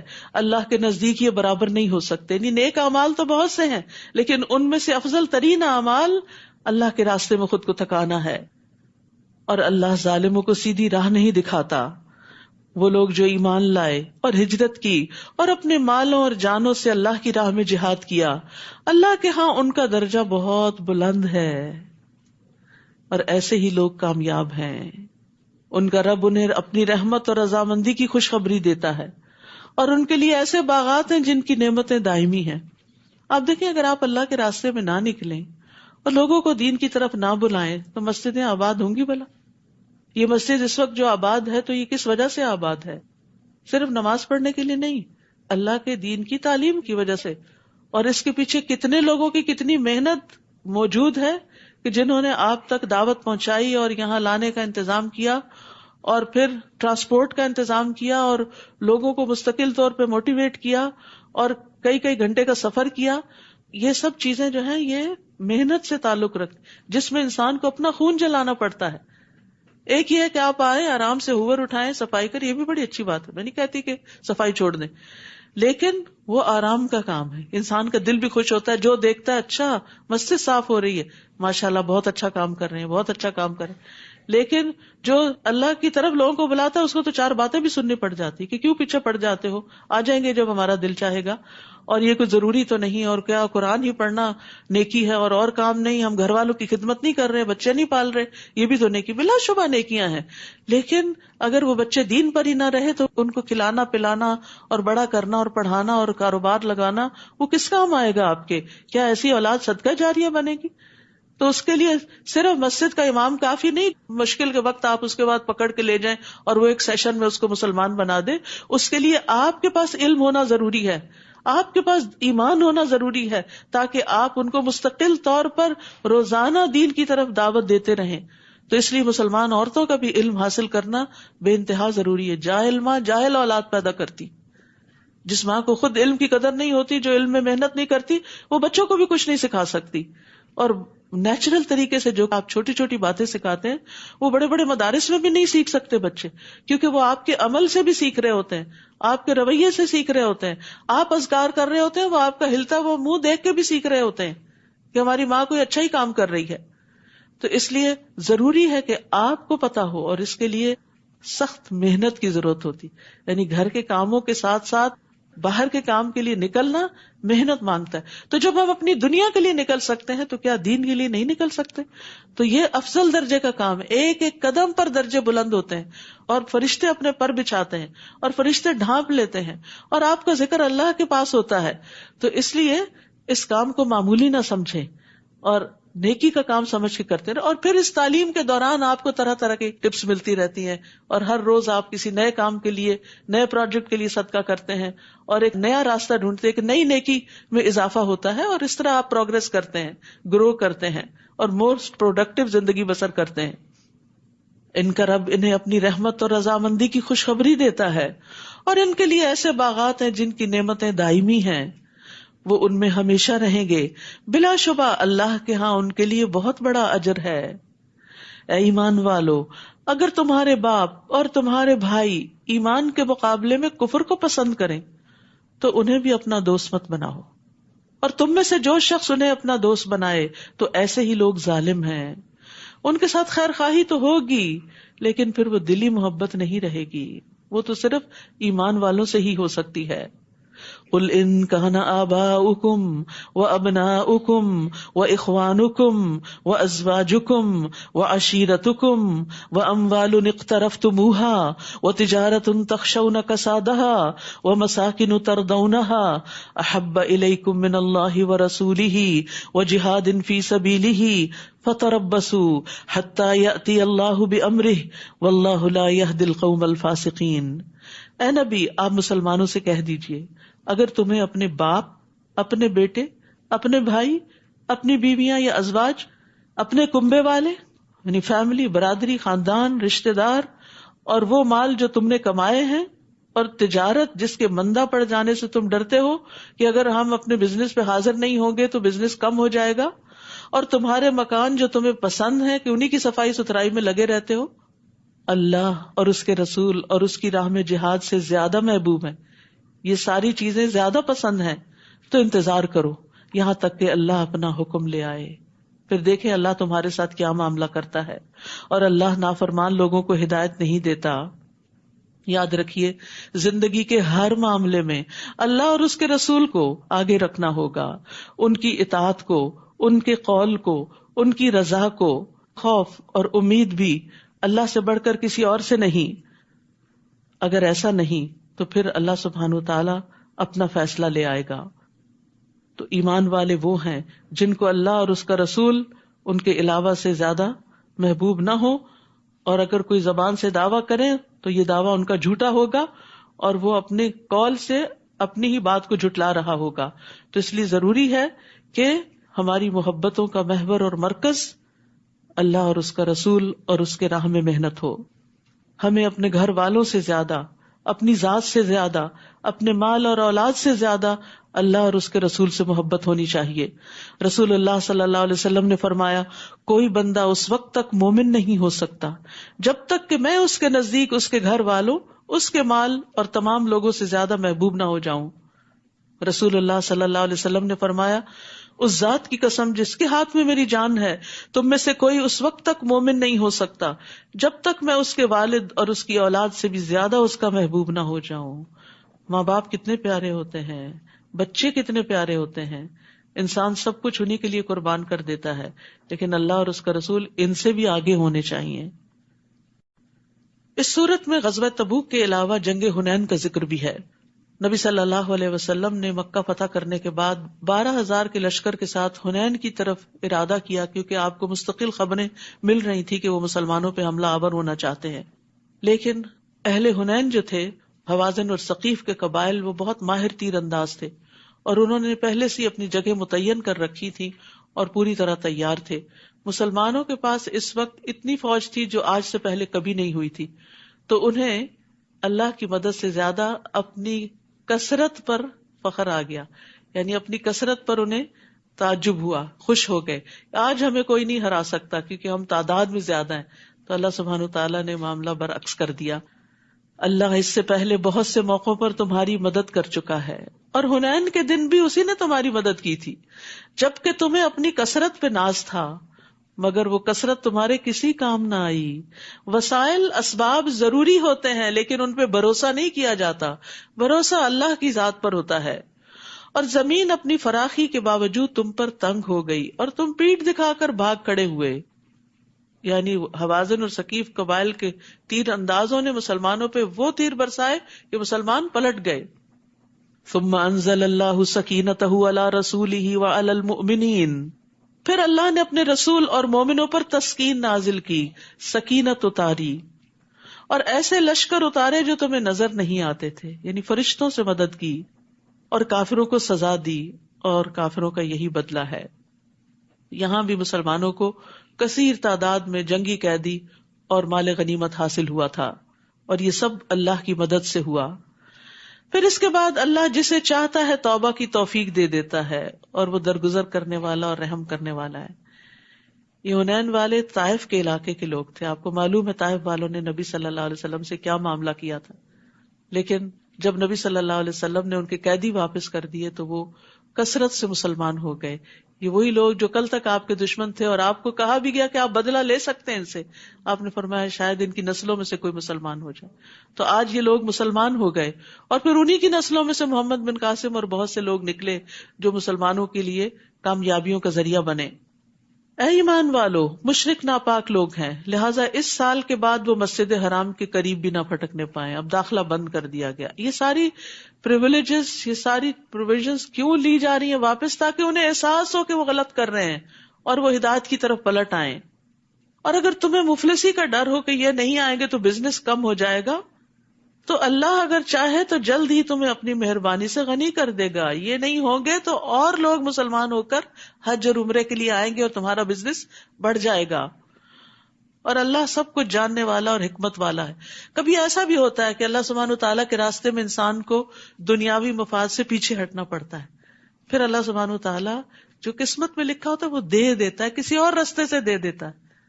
جو ملنا ہے وہ تو مل کے رہنا ہے, اسے نافرمانی سے حاصل نہ کرے, اسے اللہ کی اطاعت سے حاصل کریں. تو رزق کی تقسیم مخلوق کے ہاتھ میں نہیں ہے. فقر سے مت ڈرو. مشرکین مکہ جو تھے وہ مکہ میں غلہ لاتے تھے, تو اب ان کو وہاں آنے سے روک دیا گیا, تو مسلمانوں کو ڈر ہوا کہ اب غذائی قلت ہو جائے گی, تو کہا کہ نہیں, اللہ اپنے فضل سے غنی کرے گا. اور پھر وہی ہوا, سارا عرب مسلمان ہو گیا اور مکہ کی طرف ہر طرف سے غلہ آنا شروع ہو گیا, دولت کی ریل پیل ہو گئی. اور اہل کتاب میں سے ان لوگوں کے ساتھ جنگ کرو جو نہ اللہ پر ایمان لاتے ہیں نہ آخرت کے دن پر, نہ ان چیزوں کو حرام سمجھتے ہیں جو اللہ اور اس کے رسول نے ان پہ حرام کی ہیں, اور نہ ہی دین حق کو اپنا دین بناتے ہیں, یہاں تک کہ وہ اپنے ہاتھ سے جزیہ ادا کرے اور چھوٹے بن کر رہنا گوارا کر لے.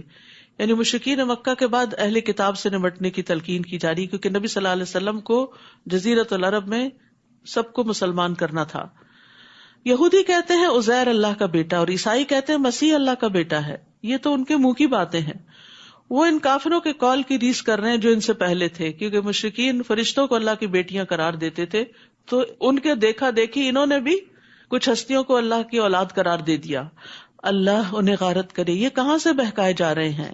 انہوں نے اپنے علماء اور درویشوں کو اللہ کے سوا اپنا رب بنا لیا ہے, اور مسیح ابن مریم کو بھی. عدی بن حاتم جو عیسائی تھے, مسلمان ہوئے, جب انہوں نے یہ آیت سنی تو انہوں نے کہا کہ ہم تو اپنے علماء کو رب نہیں بناتے. تو آپ نے فرمایا کہ کیا تم ان کے حلال کو حلال اور حرام کو حرام نہیں سمجھتے؟ تو رب وہ ہوتا ہے جو قوانین بھی دیتا ہے. حالانکہ انہیں یہ حکم دیا گیا تھا کہ ایک اللہ کے سوا کسی کی عبادت نہ کریں جس کے سوا کوئی الہ نہیں. اللہ تعالیٰ ان چیزوں سے پاک ہے جو وہ شریک ٹھہراتے ہیں. وہ یہ چاہتے ہیں کہ اللہ کے نور کو اپنی پھونکوں سے بجھا دیں, یعنی اپنے غلط پروپیگنڈے سے اسلام کے خلاف ایسی باتیں کرے کہ لوگ اسلام سے متنفر ہو جائیں. اگر اس پروپیگنڈے سے ہی اسلام کو ختم ہونا ہوتا تو اب تک ہو چکا ہوتا, کیونکہ ہر دور میں یہ کوششیں جاری رہی کہ ایسی ایسی تنقید کرو, ایسی ایسی غلط باتیں اسلام سے منسوب کرو کہ لوگ مسلمان نہ ہوں اور جو ہیں وہ بھی اس سے پھر جائیں. لیکن اللہ کو یہ بات منظور نہیں, وہ اس پروپیگنڈے کو کامیاب نہیں ہونے دے گا.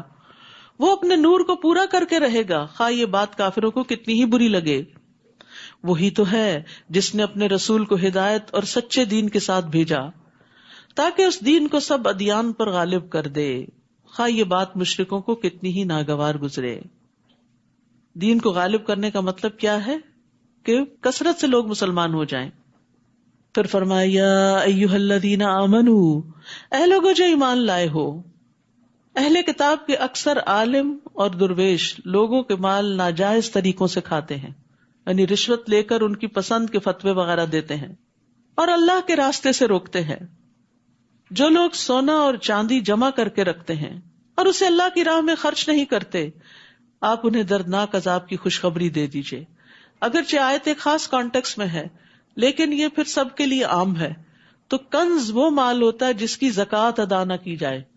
تو یہاں ایسے سب لوگوں کو وارن کیا جا رہا ہے کہ اگر وہ مال جمع رکھتے ہیں اور اس میں سے اللہ کا حق نہیں دیتے, غریبوں کا حق نہیں دیتے, تو پھر وہ مال قیامت کے دن ان کے لیے مصیبت بن جائے گا, جس دن اس سونے اور چاندی کو جہنم کی آگ میں تپایا جائے گا.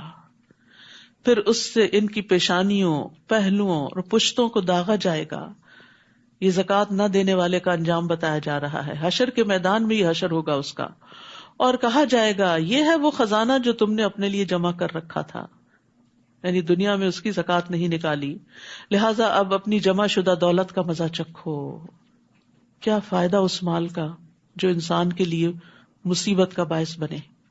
اور اگر انسان اس مال کو خرچ کرتا ہے تو اللہ تعالیٰ اس کے بدلے میں اور لے آتا ہے، اس میں برکت پیدا کرتا ہے۔ زکوٰۃ کا لفظی معنی میں نشو نما بھی ہے، نمو بھی ہے، یعنی زکوٰۃ دینے سے مال کم نہیں ہوتا بلکہ پاک ہوتا ہے اور بڑھتا ہے۔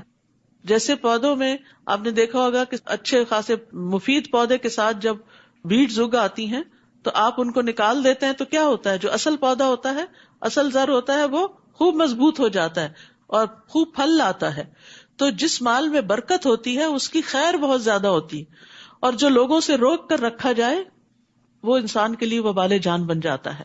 تو اس لیے بہت ضروری ہے کہ انسان اپنے مال کی زکوٰۃ باقاعدہ نکالتا رہے، ورنہ دوسروں کے لیے چھوڑ گئے تو اپنے بھی کام نہ آیا اور قیامت کے دن وبال بھی بنے گا۔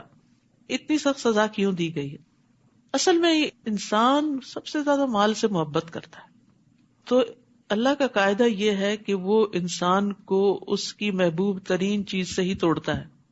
آپ تجربہ کر کے دیکھ لیں، جس انسان سے، جس چیز سے آپ جتنی زیادہ محبت کریں گے وہ آپ کے لیے اتنا بڑا فتنہ بنے گا، وہ آپ کا دل توڑنے والا بنے گا۔ مال سے زیادہ محبت کریں گے تو وہ مال آپ کے لیے مصیبت کا باعث بنے گا۔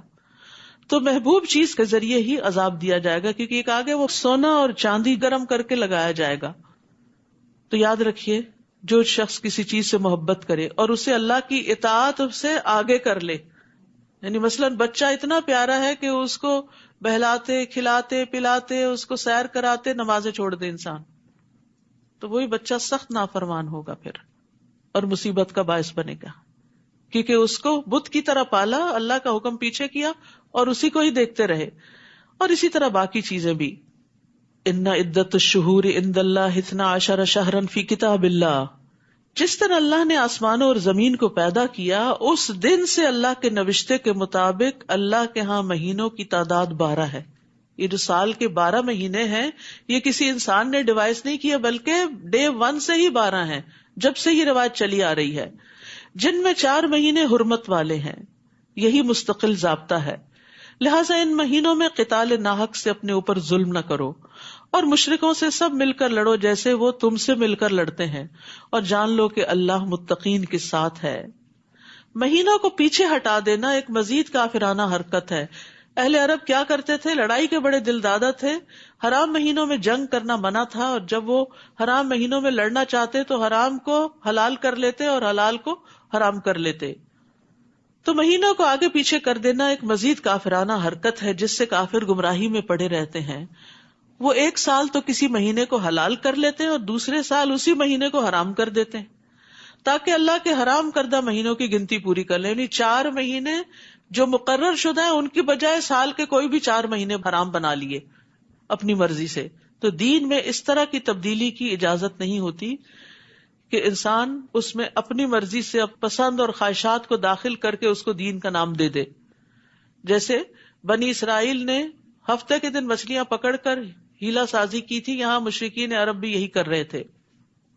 اس طرح وہ اس مہینے کو حلال کر لیتے جسے اللہ نے حرام کیا تھا، ان کے لیے ان کے برے اعمال خوشنما بنا دیے گئے ہیں، اور اللہ کافروں کو سیدھی راہ نہیں دکھاتا۔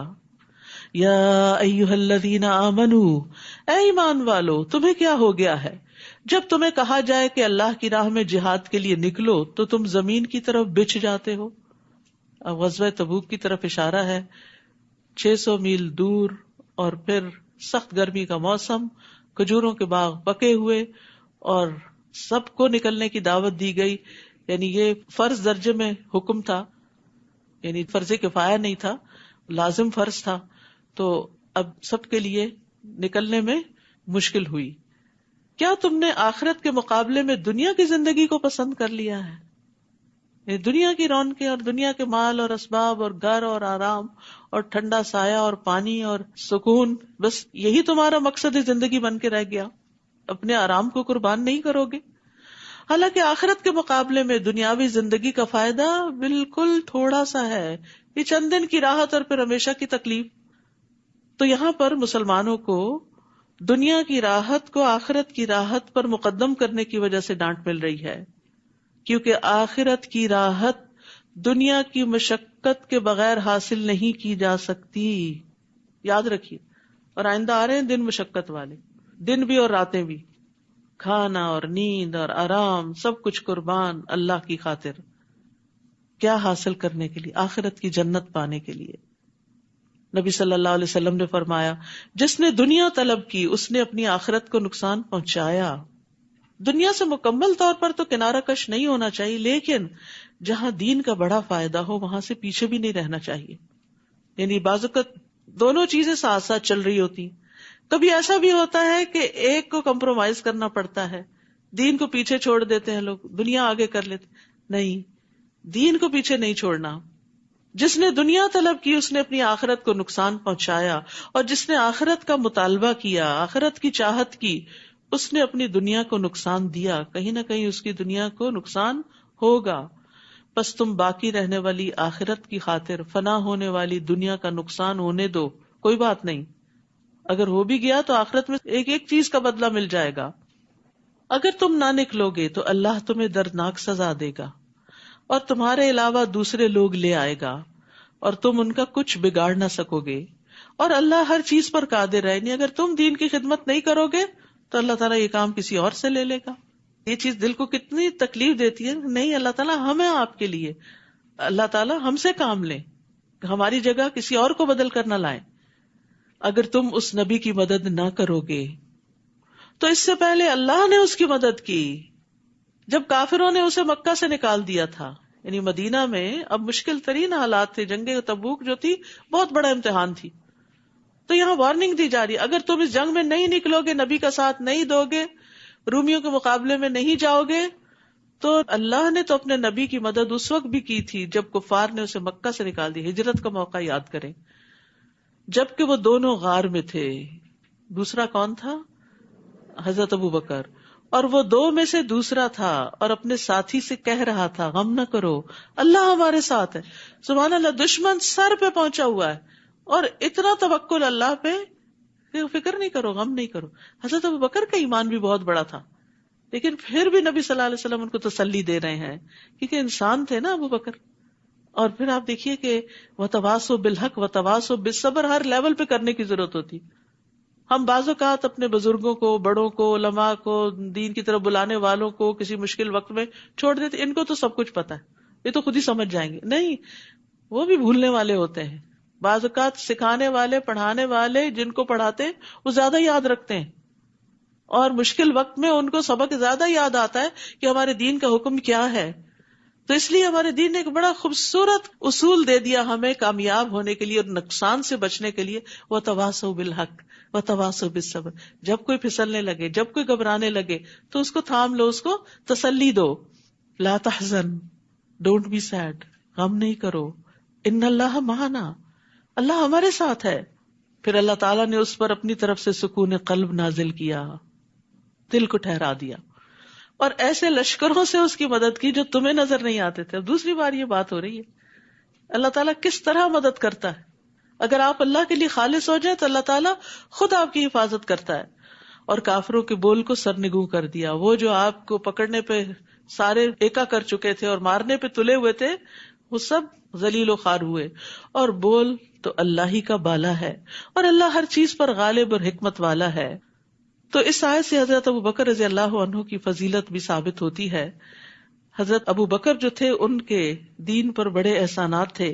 عبداللہ بن عباس کہتے ہیں کہ رسول اللہ صلی اللہ علیہ وسلم اپنے مرض وفات میں باہر تشریف لائے، سر پہ پٹی بندھی ہوئی تھی.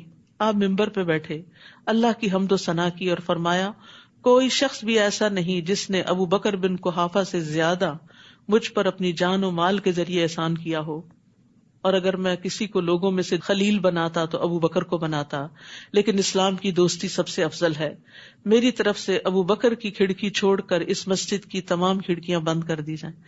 اور یہ ان کے احسان کی وجہ سے ان کو اعزاز دیا گیا تھا کہ ان کی کھڑکی کھلی رکھی گئی. وہ نبی صلی اللہ علیہ وسلم پر بہت خرچ کرنے والے تھے. رسول اللہ صلی اللہ علیہ وسلم نے فرمایا، ابو بکر کے مال نے مجھے جتنا نفع پہنچایا اتنا کسی کے مال نے نفع نہیں پہنچایا. یہ سن کر ابو بکر رو پڑے اور عرض کیا اللہ نے مجھے صرف آپ کے ذریعے فائدہ پہنچایا، اللہ نے مجھے صرف آپ کے ذریعے فائدہ پہنچایا، اللہ نے مجھے صرف آپ کے ذریعے فائدہ پہنچایا کہ آپ اسلام لے کر آئے، آپ دین لے کر آئے، ورنہ ہم جہالت میں ڈوبے ہوئے تھے۔ ابو بکر رضی اللہ عنہ رسول اللہ صلی اللہ علیہ وسلم کے ساتھ مکہ میں لازم ہو گئے تھے، ہر جگہ آپ کے ساتھ رہتے تھے۔ جب آپ تبلیغ کے لیے نکلتے ساتھ جاتے، آپ کو لوگوں کے قبائل کے بارے میں بہت معلوم تھا تو آپ کو گائیڈ کرتے کہ کس قبیلے سے کس طرح بات کی جائے۔ غار ثور میں بھی آپ کے ساتھی تھے، ہجرت میں بھی آپ کے ساتھی تھے، ہجرت کا حکم آنے سے 4 مہینے پہلے ہی اونٹنیاں پالنی شروع کر دی تھی، اس امید پہ کہ شاید مجھے بھی آپ کا ساتھ نصیب ہو جائے۔ پھر مدینہ میں بھی آپ کے ساتھ ہر جنگ میں حاضر رہے، بدر، احد، خندق، فتح مکہ، حنین، تبوک، کہیں بھی آپ کا ساتھ نہیں چھوڑا، یہ آپ کے ساتھ وزیر کی طرح تھے، اور پھر مرنے کے بعد بھی اللہ نے ان کو آپ کا ساتھ دیا۔ آج ہم سب گواہ ہیں کہ حجرہ مبارک میں آپ کی قبر نبی صلی اللہ علیہ وسلم کے ساتھ ہے۔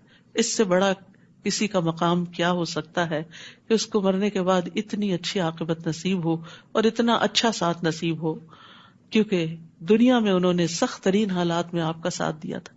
تو جو شخص دنیا میں قربانی کرتا ہے، دین کا مددگار بنتا ہے، انصار اللہ بنتا ہے، تو اللہ تعالیٰ دنیا میں بھی اور آخرت میں بھی اس کی مدد کرتا ہے۔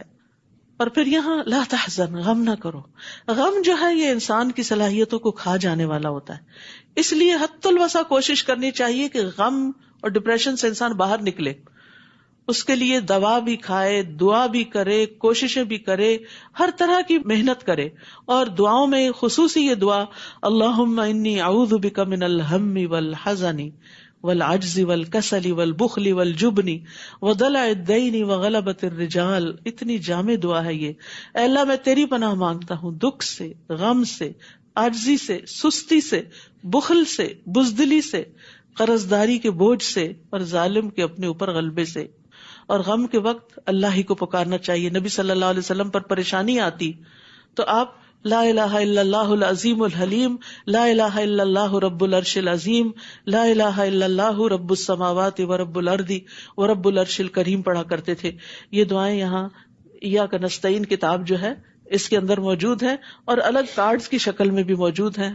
ہر وقت انسان اپنے بیگ میں یہ کہیں رکھے، جب کبھی دل پہ بوجھ آنے لگے، پریشانی آنے لگے، فوراً اللہ کو پکارے۔ رسول اللہ صلی اللہ علیہ وسلم کے الفاظ میں انفروا خفافا وثقالا وجاہدوا باموالکم وانفسکم فی سبیل اللہ ذالکم خیر لکم ان کنتم تعلمون۔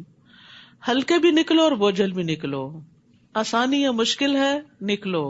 سفر دور کا تھا لیکن مومنوں کو ابھارا گیا، اور اپنے اموال اور جانوں سے اللہ کی راہ میں جہاد کرو، یہی بات تمہارے حق میں بہتر ہے اگر تم جانتے ہو۔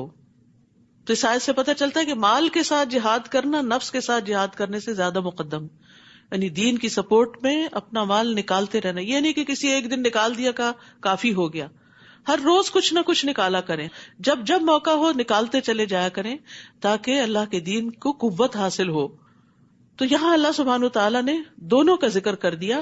بعض اوقات ہم صرف مال دے کے خود پیچھے ہٹ جاتے ہیں کہ ہم نے سپورٹ کر دیا نا کسی بھی کاز کو، کسی بھی مشن کو، اور ہمارے پاس ٹائم نہیں، ہم دنیا کمانے میں لگے ہوئے ہیں، ہمارا مال لو تم لوگ وقت لگاؤ، اور وہ صرف چند لوگ گنتی کے رہ جاتے ہیں، پھر وہی ہر کام میں حاضر ہوتے ہیں جن سے سب کچھ کرنا بھی مشکل ہوتا ہے۔ جتنے زیادہ ہاتھ ہوں گے اتنا ہی کام جلدی نپٹے گا نا، اتنا ہی پھیلے گا، اتنا ہی بڑھے گا۔ تو صرف اپنا مال والنٹیئر نہیں کیا کریں، اپنا وقت بھی کیا کریں، کچھ نہ کچھ وقت خیر کے کسی کام میں ضرور لگایا کریں، اس سے آپ کے دل کی پریشانیاں ختم ہوں گی۔ اور فی سبیل اللہ لگایا کریں، کیونکہ ہم بعض اوقات دین کے معاملے میں بھی کیا چاہتے ہیں، کچھ دنیا ملے گی تو ہم دین کے راستے میں آئیں گے۔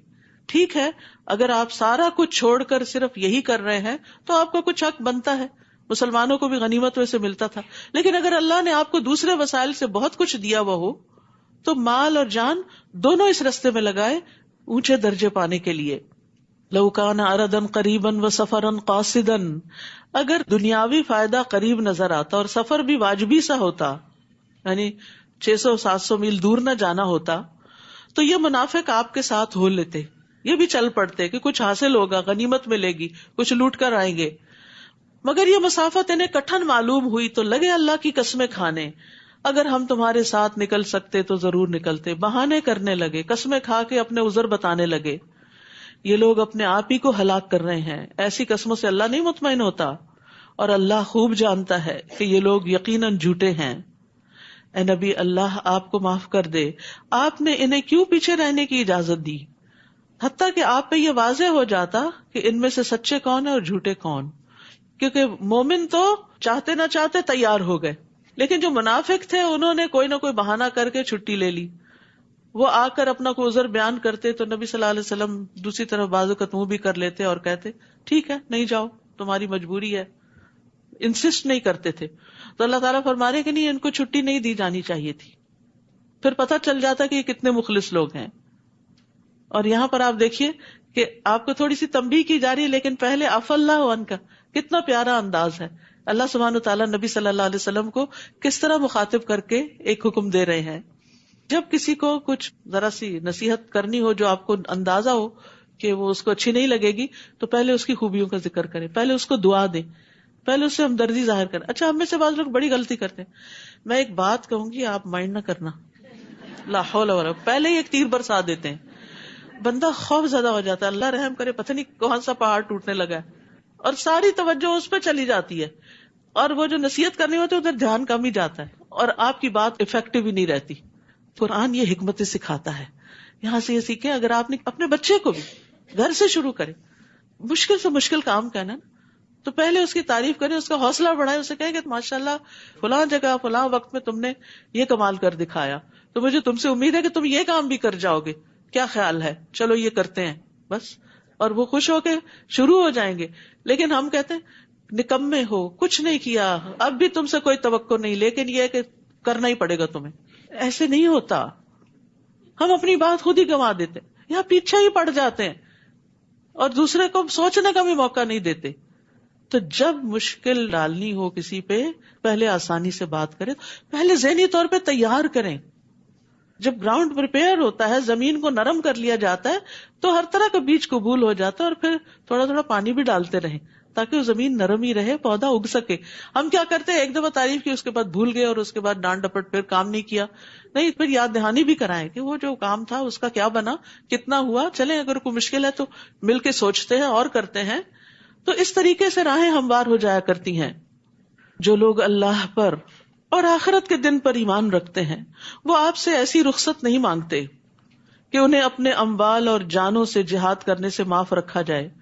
وہ نہیں چھٹی مانگتے، اور اللہ پرہیزگاروں کو خوب جانتا ہے. آپ سے رخصت صرف وہی لوگ مانگتے ہیں جو اللہ پر اور آخرت پر ایمان نہیں رکھتے، اور ان کے دل شک میں پڑے ہوئے ہیں، وہ اپنے اسی شک میں متردد ہیں. یاد رکھیے، بعض اوقات دین کا جو کام ہوتا ہے نا، وہ چھٹی کے دن بھی کرنا پڑ جاتا ہے. یعنی جب سب کی چھٹی ہوتی ہے اس دن آپ کو کام کرنا پڑ جاتا ہے. جب سب لوگ چلے جاتے ہیں، ٹریول کر جاتے ہیں، آپ کو ان کی جگہ فل ان کرنا پڑتا ہے. تو اس وقت بیزار ہو کے کام نہ کریں، سعادت سمجھ کے کریں کہ اللہ نے مجھے چنا. اگر وہ لوگ ہوتے تو میں کہاں اس قابل تھی. لیکن عموماً انسانی نفسیات ہیں، جب دیکھتا سب بھاگ رہے ہیں تو انسان کہتا ہے میں بھی بھاگ چلوں. تو اس موقع پر بھی اپنے آپ کو قابو میں رکھنا چاہیے. اور جہاں جس کام کے لیے کوئی تیار نہ ہونا تو اپنے آپ کو پیش کر دیا کریں کہ یہ میں کر لوں گی، مجھے دے دیں. کیونکہ اپنے ذاتی کاموں کو ہم سب بڑے شوق سے کرتے ہیں. گھر میں مہمان آ رہے ہوں، کرسیاں لگانی ہو، سب بھاگ بھاگ کے کریں گے. لیکن مسجد میں اگر لگانی پڑے تو ہم ہی رہ گئے والنٹیئر کرنے کو، اور لوگ کہاں ہیں. آپ کو اللہ نے موقع دیا ہے، شکر کریں کہ آپ سے کوئی خدمت لی. تو اس لیے نیکی کے کاموں میں جو فی سبیل اللہ ہو، پیچھے نہ رہا کریں، کیونکہ وہ صرف اللہ کے لیے ہو رہے ہوتے ہیں. اور دین آگے نہیں بڑھتا جب تک ہم فرض کے ساتھ نفل ادا نہ کریں. کیونکہ ہم فرائض کو، میری ڈیوٹی کیا ہے، میرا دن کون سا ہے، میرا ٹائم کون سا ہے، بس اتنے کے لیے میں حاضر ہوں، اس کے بعد مجھے کانٹیکٹ نہ کریں، اس ٹائم کے بعد مجھے کوئی میسج نہ کریں. یہ کیا ٹرینڈ ہے، یہ کیا طریقہ ہے.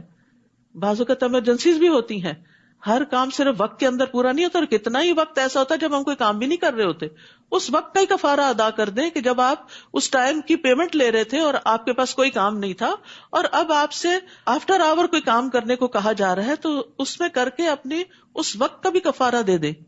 تو دین کے کام میں چاہے وہ کہیں ہو، ایک کیل ہی ٹھوکنا کیوں نہ ہو، سعادت کا باعث سمجھے. جب تک ٹھکا رہے گا آپ کا اجر لکھا جائے گا. کہیں پینٹ ہی کیوں نہ کرنا، جب تک وہ برش پھرا رہے گا، تلاوت سنتا رہے گا مسجد میں، اجر آپ کو ملتا رہے گا. فاستبقوا الخیرات، نیکیوں میں آگے بڑھیں. آپ سے رخصت صرف وہی لوگ مانگتے ہیں جو اللہ پر اور آخرت پر ایمان نہیں رکھتے اور ان کے دل شک میں پڑے ہوئے ہیں اور وہ اپنے اسی شک میں متردد ہیں کیا کریں کیا نہ کریں. کیونکہ جب انسان دین کے کام سے پیچھے ہٹتا ہے نا تو وہ چین نہیں آتا اس کو, وہ بے چینی ضرور لگی رہتی ہے. جب نہ کر دیتا نا انسان کسی خیر سے تو پھر اس کے بعد آرام کی نیند نہیں سو سکتا. اگر ان کا نکلنے کا ارادہ ہوتا تو وہ اس کے لیے کچھ تیاری بھی کرتے, نظر آتا کہ ہاں واقعی انٹرسٹڈ ہیں آپ کا ساتھ دینے کو, لیکن اللہ کو ان کی روانگی پسند ہی نہ تھی, لہٰذا اس نے انہیں سست بنا دیا, استغفر اللہ, اور کہہ دیا گیا تم بیٹھ رہنے والوں کے ساتھ ہی بیٹھے رہو. یعنی پھر اللہ تعالیٰ توفیق چھین لیتا ہے. نیکی کے کسی کام میں پیچھے رہ جانا خوشی کی بات نہیں, بڑے افسوس کی بات ہے کہ اللہ نے چنا ہی نہیں. اگر وہ نکلتے بھی, آپ صلی اللہ علیہ وسلم کو سمجھایا جا رہا ہے کہ اگر یہ منافق آپ کے ساتھ نکلتے بھی تو تمہارے اندر خرابی میں اضافہ کرتے, فتنہ فساد ہی کریٹ کرتے رہتے اور تمہارے درمیان فتنہ پردازی کے لیے ادھر ادھر دوڑتے پھرتے, لوگوں کو تمہارے خلاف بہکاتے, ساتھ آنے والوں کے حوصلے پست کرتے. پھر تم میں بھی کچھ لوگ ایسے ہیں جو ان کی باتیں بڑے دھیان سے سنتے ہیں. یعنی ہر جماعت کے اندر ایسے لوگ ہوتے ہیں جو منفی پروپیگنڈا کرنے والوں کی باتوں میں آ جاتے ہیں. ہوتے بولے بھالے لوگ ہیں, ان کی نیت نہیں خراب ہوتی, لیکن مثبت بات کم اثر کرتی ہے اور منفی بات کسی کے خلاف بڑی جلدی قبول کرتے ہیں, کیونکہ شیطان اس کو خوبصورت بنا دیتا ہے, اور اللہ ایسے ظالموں کو خوب جانتا ہے. یہ لوگ اس سے پہلے بھی فتنہ انگیزی کر چکے ہیں اور آپ کے امور کو درہم برہم کرنے کے لیے الٹ پھیر کرتے رہے ہیں, حتیٰ کہ اللہ کا سچا وعدہ یعنی اسلام کے غلبے کا وعدہ آ گیا اور اللہ کا حکم غالب ہوا. جبکہ یہ ناک منہ چڑھا رہے تھے, ان کو نہیں پسند تھی اسلام کی ترقی, لیکن اللہ نے وہ ترقی عطا کر دی. اور ان میں سے کوئی ایسا ہے جو کہتا ہے مجھے رخصت دے دیجیے اور فتنے میں نہ ڈالی. جد بن قیس منافق کے بارے میں آتا ہے کہ اس نے آ کے نبی صلی اللہ علیہ وسلم سے ایک عجیب بہانہ کیا, کہا میں نے سنا رومیوں کی عورتیں بڑی خوبصورت ہیں, مجھے ڈر ہے کہ میں اپنے پہ صبر نہیں کر سکوں گا, فتنے میں پڑ جاؤں گا, تو مجھے آپ معاف کیجیے, میں نہیں ساتھ جا سکتا. سن رکھو, فتنے میں تو یہ لوگ پہلے ہی پڑے ہوئے ہیں, یعنی نفاق کی وجہ سے, اور جہنم ایسے کافروں کو گھیرے ہوئے ہے. اگر آپ کو کوئی بھلائی ملے تو انہیں بری لگتی ہے, دل سے تو دشمن ہے, حاسد ہے, اور اگر کوئی مصیبت آ پڑے تو کہتے ہیں ہم نے تو اپنا معاملہ پہلے ہی درست کر لیا تھا, شکر ہے ہم وہاں موجود نہیں تھے. پھر وہ خوش خوش واپس جاتے ہیں. آپ ان سے کہیے قُل لَن يُصِيبَنَا إِلَّا مَا كَتَبَ اللَّهُ لَنَا هُوَ مَوْلَانَا وَعَلَى اللَّهِ فَلْيَتَوَكَّلِ الْمُؤْمِنُونَ, ہمیں اگر کوئی مصیبت آئے گی تو وہی آئے گی جو اللہ نے ہمارے مقدر کر رکھی, وہی ہمارا سرپرست ہے, اور مومنوں کو اللہ ہی پر بھروسہ کرنا چاہیے. نیز ان سے کہیے کہ تم ہمارے حق میں جس چیز کا انتظار کر سکتے ہو وہ یہی ہے کہ ہمیں دو بھلائیوں میں سے کوئی ایک بھلائی مل جائے, اور ہم تمہارے حق میں جس چیز کے منتظر ہیں وہ یہ ہے کہ اللہ تمہیں اپنے ہاتھ سے خود سزا دیتا ہے یا ہمارے ہاتھوں دلواتا ہے, لہٰذا تم بھی انتظار کرو اور ہم بھی تمہارے ساتھ انتظار کرتے ہیں. قُلْ أَنفِقُوا طَوْعًا أَوْ كَرْهًا لَن يُتَقَبَّلَ مِنكُمْ إِنَّكُمْ كُنتُمْ قَوْمًا فَاسِقِينَ. نیز ان سے کہیے تم خواہ خوشی سے خرچ کرو یا بادل ناخواستہ, منافقین کی طرف اشارہ ہے, تم سے یہ صدقہ قبول نہیں کیا جائے گا کیونکہ تم فاسق لوگ ہو. یعنی منافقین بعض اوقات شرم و شرمی جسے کہتے ہیں نا, کچھ نہ کچھ لے آتے تھے کہ چلے ہم خود تو نہیں جا سکتے, ہماری طرف سے رکھ لیجئے.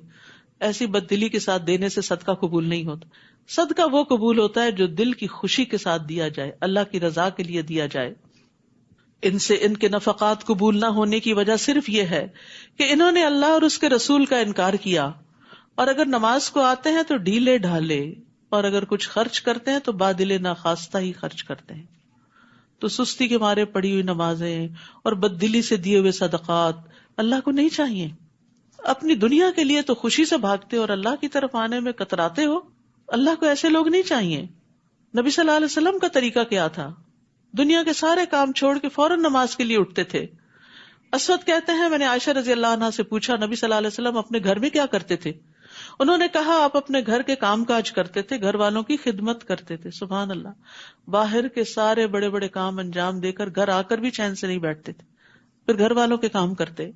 جب نماز کا وقت ہوتا تو فوراً کام کاج چھوڑ کر نماز کے لیے چلے جاتے تھے, کام وہی چھوڑا اور نماز کے لیے چل دیے, کیونکہ آپ کہا کرتے تھے کہ نماز میری آنکھوں کی ٹھنڈک ہے. بلال نماز کی اقامت کہو, ہمیں اس سے راحت پہنچاؤ.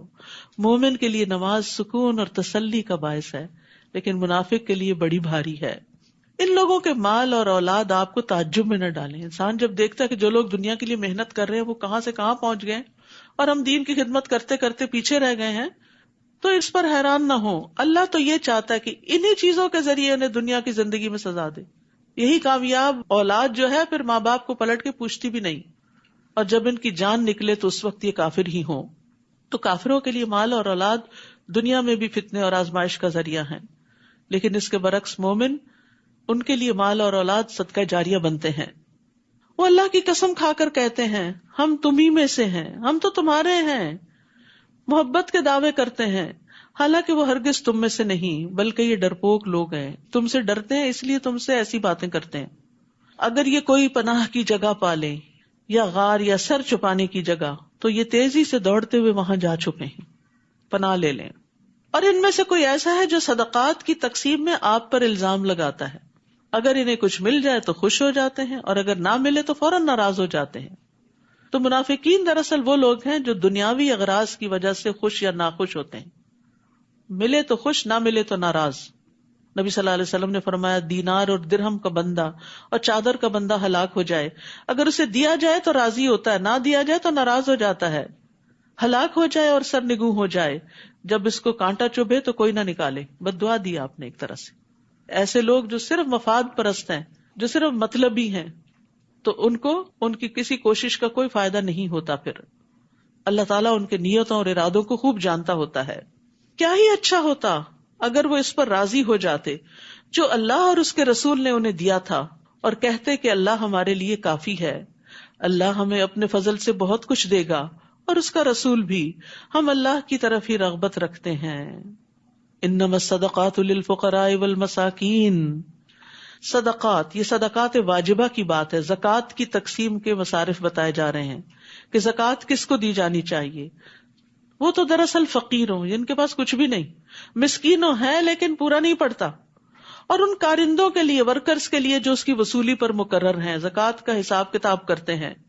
نیز تالیف قلب. تالیف قلب یعنی وہ لوگ جو اسلام لے آئے ہیں, نیو مسلمز, ان کی مالی مدد کے لیے تاکہ وہ اسلام پر جم جائیں, ان کے مسائل حل ہو جائیں. پھر غلام آزاد کرنے, قرض داروں کے قرض اتارنے میں, اللہ کی راہ میں, فی سبیل اللہ یعنی دین کی ترقی خدمت میں, دین کی تعلیم میں, اور مسافروں پر خرچ کرنے کے لیے, وہ مسافر جو گھر بے گھر ہو جائیں اور ان کے پاس ضرورت کا سامان نہ ہو. یہ اللہ کی طرف سے ایک فریضہ ہے, یہ فرض صدقہ ہے, اور اللہ سب کچھ جاننے والا اور حکمت والا ہے. تو اس میں بس علماء کے درمیان یہ اختلاف ہوا ہے کہ کیا ہر مد میں تھوڑا تھوڑا دیا جائے یا جہاں زیادہ ضرورت ہو وہاں دیا جائے. ممکن ہو تو بانٹ کر دیں, اور اگر کسی ایک جگہ زیادہ ضرورت ہے تو سارا وہاں بھی دے سکتے ہیں, کوئی ہارڈ اینڈ فاسٹ رول نہیں ہے. اور ان منافقین میں سے کچھ وہ ہیں جو پیغمبر کو ایذا دیتے ہیں اور کہتے ہیں کہ وہ کانوں کا کچا ہے. نعوذ باللہ, آپ کو بھی نہیں چھوڑا لوگوں نے. آپ ان سے کہیے یہ کانوں کا کچا ہونا ہی تمہارے حق میں بہتر ہے. کیوں کہتے تھے؟ کیونکہ آپ ہر ایک کی بات سن لیتے تھے. وہ اللہ پر اور مومنوں کی بات پر یقین رکھتا ہے, اور جو لوگ تم میں ایمان لائے ہیں ان کے لیے رحمت ہے. رحمت للعالمین تھے نا آپ. اور جو لوگ اللہ کے رسول کو دکھ پہنچاتے ہیں ان کے لیے دردناک عذاب ہے. وہ منافق تمہارے سامنے قسمیں کھاتے ہیں تاکہ تمہیں خوش رکھیں, تمہارے سامنے تعریفیں تمہاری اور بڑی بڑی باتیں, حالانکہ اگر وہ ایماندار ہوتے تو اللہ اور اس کا رسول اس بات کے زیادہ مستحق ہیں کہ انہیں راضی رکھیں. یعنی ان کا تو حق ہے کہ انہیں راضی رکھا جائے, تم پر احسان تو نہیں کرتے. کیا انہیں معلوم نہیں کہ جو شخص اللہ اور اس کے رسول کا مقابلہ کرے اس کے لیے جہنم یہ آگ ہے جس میں وہ ہمیشہ رہے گا. یہ بہت بڑی رسوائی ہے. منافق اس بات سے ڈرتے ہیں کہ مسلمانوں پر کوئی ایسی صورت نہ نازل ہو جائے جو انہیں منافقوں کے دلوں کا حال بتلا دے. اندر سے ڈرے ہوئے لوگ تھے. آپ ان سے کہیے اور مذاق کر لو, جس بات سے تم ڈرتے ہو اللہ اسے یقیناً ظاہر کر کے رہے گا. اس کو سورت فاضحہ بھی کہتے ہیں کہ اس سورت نے منافقوں کو رسوا کر دیا, ان کے اندر کی باتیں کھول کر بتا دی کہ وہ کیسے لوگ ہیں. اور اگر آپ ان سے پوچھیں کہ کیا باتیں کر رہے تھے تو کہہ دیں گے ہم تو صرف مذاق اور دل لگی کر رہے تھے. اور وہ مسلمانوں کا مذاق اڑاتے, تو مخلص لوگوں کا مذاق اڑاتے تھے اپنی مجلسوں میں. آپ ان سے کہیے کیا تمہاری ہنسی اور دل لگی اللہ, اس کی آیات اور اس کے رسول کے ساتھ ہی ہوتی ہے؟ افسوس یہ کہ آج بھی کئی لوگ مسلمان ہوتے ہوئے اپنے آپ کو مسلمان کہلاتے ہوئے دینی شاعر کا مذاق اڑاتے ہیں. دین مذاق اڑانے کی چیز نہیں، ہنسنے کی چیز نہیں، اور ایسے لطیفے سننے اور سنانے سے پرہیز کرنا چاہیے جس میں دین کی کسی بات، قرآن کی کسی آیت، کسی حکم کا مذاق اڑایا گیا ہو. تو اس آیت سے یہ دلیل ملتی ہے کہ سنجیدگی یا مذاق میں بھی رسول اللہ صلی اللہ علیہ وسلم کی شان کو گھٹانا کفر کا رویہ ہے، اور اگر کوئی مذاق اڑا رہا ہو تو وہاں سے اڑ جانا چاہیے. لا تعتذروا قد کفرتم بعد ایمانکم، بہانے نہ بناؤ، تم فی الواقع ایمان لانے کے بعد کافر ہو چکے ہو. ظاہر میں تو وہ قسمیں کھا کے کہتے تھے ہم گواہی دیتے ہیں آپ اللہ کے رسول ہیں، اللہ کو پتا ہے کہ آپ رسول ہیں اس کے، اور اللہ گواہی دیتا ہے منافق بالکل جھوٹے ہیں. اگر ہم تمہارے ایک گروہ کو معاف بھی کر دیں تو دوسرے کو ضرور سزا دیں گے کیونکہ وہ فی الواقع مجرم ہے. المنافقون والمنافقات، منافق مرد اور منافق عورتیں بھی، یعنی عورتوں میں بھی نفاق ہوتا ہے. بعضهم من بعض، ان میں سے بعض سے ہیں، ایک ہی تھیلی کے چٹے بٹے ہیں جو برے کام کا حکم دیتے ہیں. منافقت کی علامت برائی کا حکم دینا، اور بھلے کام سے روکتے ہیں، نیکیوں کے کام سے لوگوں کو ہٹاتے ہیں، اور اپنے ہاتھ بھلائی یعنی صدقے سے بھیج لیتے ہیں. وہ اللہ کو بھول گئے، اللہ نے انہیں بھلا دیا. یہ منافق دراصل ہیں ہی نافرمان، فاسق. منافق مردوں، منافق عورتوں اور کافروں سے اللہ نے دوزخ کی آگ کا وعدہ کر رکھا ہے جس میں وہ ہمیشہ رہیں گے. وہ انہیں کافی ہے، ان پر اللہ کی پھٹکار ہے اور ان کے لیے دائمی عذاب ہے. یہ انہی لوگوں کی طرح ہے جو ان سے پہلے تھے. وہ لوگ تم سے زیادہ طاقتور اور مال اور اولاد کے لحاظ سے تم سے بڑھ کر تھے. انہوں نے اپنے مقدر کے مزے لوٹے اور تم نے اپنے مقدر کے، جس طرح تم سے پہلے لوگوں نے اپنے مقدر کے مزے لوٹے تھے، یعنی دنیا کے فائدے اٹھائے تھے. اصل میں منافقت کی بنیادی وجہ ہی دنیا سے شدید محبت تھی جس کی وجہ سے وہ دین سے پیچھے رہ گئے، اور تم بھی انہی باتوں میں پڑ گئے جن میں وہ پڑے ہوئے تھے. ایسے لوگ ہیں جن کے اعمال دنیا اور آخرت میں برباد ہو جائیں گے، اور یہی لوگ خسارہ پانے والے ہیں. الم یأتہم نبأ الذین من قبلہم، انہیں ان لوگوں کے حالات نہیں پہنچے جو ان سے پہلے گزر چکے ہیں. مثلا نوح کی قوم، عاد، سمود، ابراہیم کی قوم، مدین کے باشندے، اور وہ بستیاں جنہیں الٹ دیا گیا تھا. ان کے پاس ان کے رسول واضح دلائل لے کر آئے تھے. اللہ کے شایع نہ تھا کہ وہ ان پر ظلم کرتا، بلکہ وہ خود ہی اپنے آپ پر ظلم کر رہے تھے. یعنی پچھلی قوموں پر بھی جو عذاب آیا اس کی وجہ کیا تھی کہ انہوں نے اللہ کی نعمتوں کی ناشکری کی تھی اور اللہ کا حق نہیں دیا تھا، نعمتوں کے اوپر شکر نہیں کیا تھا. پھر فرمایا والمؤمنون والمؤمنات بعضهم اولیاء بعض یأمرون بالمعروف وینہون عن المنکر ویقیمون الصلاة ویؤتون الزکاة ویطیعون اللہ ورسولہ اولئک سیرحمہم اللہ ان اللہ عزیز حکیم. مسلمان مرد اور مسلمان عورتیں ایک دوسرے کے مددگار ہیں. وہ جو پیچھے پڑا تھا نا تعاونوا علی البر والتقوی، یعنی نیکی کے کاموں میں ایک دوسرے کو سپورٹ کرتے ہیں، مال سے، جان سے، وقت سے، مشوروں سے، جو بھلے کام کا حکم دیتے ہیں. یعنی یہ تعاون کس لیے ہوتا ہے؟ نیکیاں پھیلانے کے لیے، اور برے کام سے روکتے ہیں. وہ نماز قائم کرتے ہیں، یہ نہیں کہ صرف امر بالمعروف دوسروں کو ہی حکم دیتے رہتے ہیں اور خود کو بھول جاتے ہیں. خود بھی نمازوں کی پابندی کرتے ہیں اور زکوٰۃ ادا کرتے ہیں اور اللہ اور اس کے رسول کا حکم مانتے ہیں. یہ ہوتے ہیں مومن. یہی لوگ ہیں جن پر اللہ رحم فرمائے گا. بلا شبہ اللہ سب پر غالب اور حکمت والا ہے. تو اللہ کی رحمت پانے کے لیے یہاں اول درجے کی جو نیکی بتائی گئی، جس کا ذکر نماز سے بھی پہلے کیا گیا، وہ کیا ہے؟ امر بالمعروف، نیک باتوں کا حکم دینا، نیکیوں کو عام کرنا، نیکیوں کو پھیلانا. وعد اللہ المؤمنین والمؤمنات جنات تجری من تحتها الانہار خالدین فیہا ومساکن طیبۃ فی جنات عدن ورضوان من اللہ اکبر ذالک هو الفوز العظیم. اللہ نے مومن مردوں اور مومن عورتوں سے ایسے باغوں کا وعدہ کر رکھا ہے جن میں نہریں جاری ہیں. کیا خوبصورت سین ہوگا. ان میں وہ ہمیشہ رہیں گے. سدا بہار باغات، ایور گرین باغات، کوئی خزاں نہیں آئے گی ان پہ. سدا بہار باغات میں پاکیزہ قیام گاہوں کا بھی وعدہ کر رکھا ہے. ان کے گھر باغوں میں ہوں گے. اور اللہ کی خوشنودی تو ان سب نعمتوں سے بڑھ کر ہوگی کہ اللہ ان سے خوش ہوگی. کبھی کبھی ایسا ہوتا ہے نا، انسان اچھے کام کرتا ہے پر دل کو تسلی نہیں ہوتی، اور انسان کہتے یا اللہ اور کیا کروں کہ تو راضی ہو جائے. تو انسان کے اندر سے ایک تڑپ اٹھتی ہے کہ کوئی کام ہو جس سے رب راضی ہو جائے. تو اللہ تعالیٰ ان کو اپنی رضا سے نواز دے گا. یہی بہت بڑی کامیابی ہے. اصل کامیاب یہ لوگ ہیں، حقیقت میں سکسیسفل پیپل یہ ہیں. اے نبی، کافروں اور منافقوں کا پوری قوت سے مقابلہ کیجیے اور ان کے ساتھ سختی سے پیش آئیے. ان کا ٹھکانہ دوزخ ہے جو بہت بری بازگشت ہے. سال ہا سال کی تعلیم کے بعد اب آخر میں سختی کا حکم، یہ کسی طرح ٹھیک ہو جائیں. اب تک ان کے ساتھ درگزر کا معاملہ کیا جا رہا تھا. آپ کو معلوم ہے کہ عبداللہ بن ابی نے آپ سے ساری زندگی دشمنی کی، لیکن جب وہ فوت ہو گیا تو اس کو قبر میں لٹا دیا گیا تھا. آپ پہنچے، آپ نے اس کو نکالا، اپنے گود میں اس کا سر رکھا، اپنا لعاب دہن اس پہ ڈالا اور اس کے لیے استغفار کی دعا کی. کون ہوگا جو ایسے دشمن کے لیے اتنی شفقت کا معاملہ کرے کہ اللہ اس کو بھی بخش دے؟ یہ ہے نبی صلی اللہ علیہ وسلم کی محبت انسانوں کے لیے. لیکن آج تو ہم اپنے پیاروں کو بھی معاف کرنے کو تیار نہیں ہوتے. بہت دفعہ لوگوں سے میں نے یہ بات سنی ہے، کیا کرے معاف نہیں کیا جاتا. ٹھیک ہے، نہ کرے، اپنے دل پہ بوجھ اٹھائے رکھے، پہاڑ اٹھائے رکھے، پھر گندگی کا ٹوکرا اٹھائے رکھے، نہ کرے معاف. ہم کہتے ہیں ہم رسول اللہ صلی اللہ علیہ وسلم کی پیروی کرتے ہیں، لیکن کوئی چھوٹی موٹی ہمارے ساتھ زیادتی کر جائے تو ہم دل میں پالے رکھتے. ٹھیک ہے، تکلیف تو ہوگی، لیکن معاف کرنا الگ چیز ہے. میں اپنا حق معاف کرتی ہوں، اللہ مجھے معاف کر دے. تو یہاں سختی کا حکم دیا گیا. اب ان کا ٹھکانہ دوزخ ہے جو بہت بری بازگشت ہے. وہ اللہ کی قسم کھا کر کہتے ہیں کہ انہوں نے یہ بات نہیں کہی، حالانکہ انہوں نے کفر کا کلمہ بکا تھا اور اسلام لانے کے بعد کافر ہوئے ہیں. نیز انہوں نے ایسی بات کا ارادہ کر رکھا تھا جسے وہ نہ کر سکے. تبوک سے واپسی پر نبی صلی اللہ علیہ وسلم ایک گھاٹی سے اکیلے گزر رہے تھے تو 8-9 منافقین ڈھاٹے باندھے ہوئے آپ پر حملہ آور ہونے کے لیے تیار ہو گئے کہ آپ کو یہیں ختم کر دیں. تو اللہ تعالیٰ نے ان کے ارادے کو ناکام کیا. اور انہیں کیا چیز بری لگی تھی اللہ یہ کہ اللہ اور اس کے رسول نے اپنی مہربانی سے انہیں غنی کر دیا ہے. اگر یہ توبہ کر لیں تو ان کے حق میں بہتر ہے. اب بھی توبہ کر لیں. منافقوں کو بھی کہا جا رہا ہے توبہ کر لیں، منافقت سے باز آ جائیں. اور اگر یہ اعراض کریں تو اللہ انہیں دنیا میں بھی دردناک عذاب دے گا اور آخرت میں بھی، اور ان کے لیے روئے زمین پر کوئی حامی و مددگار نہ ہوگا.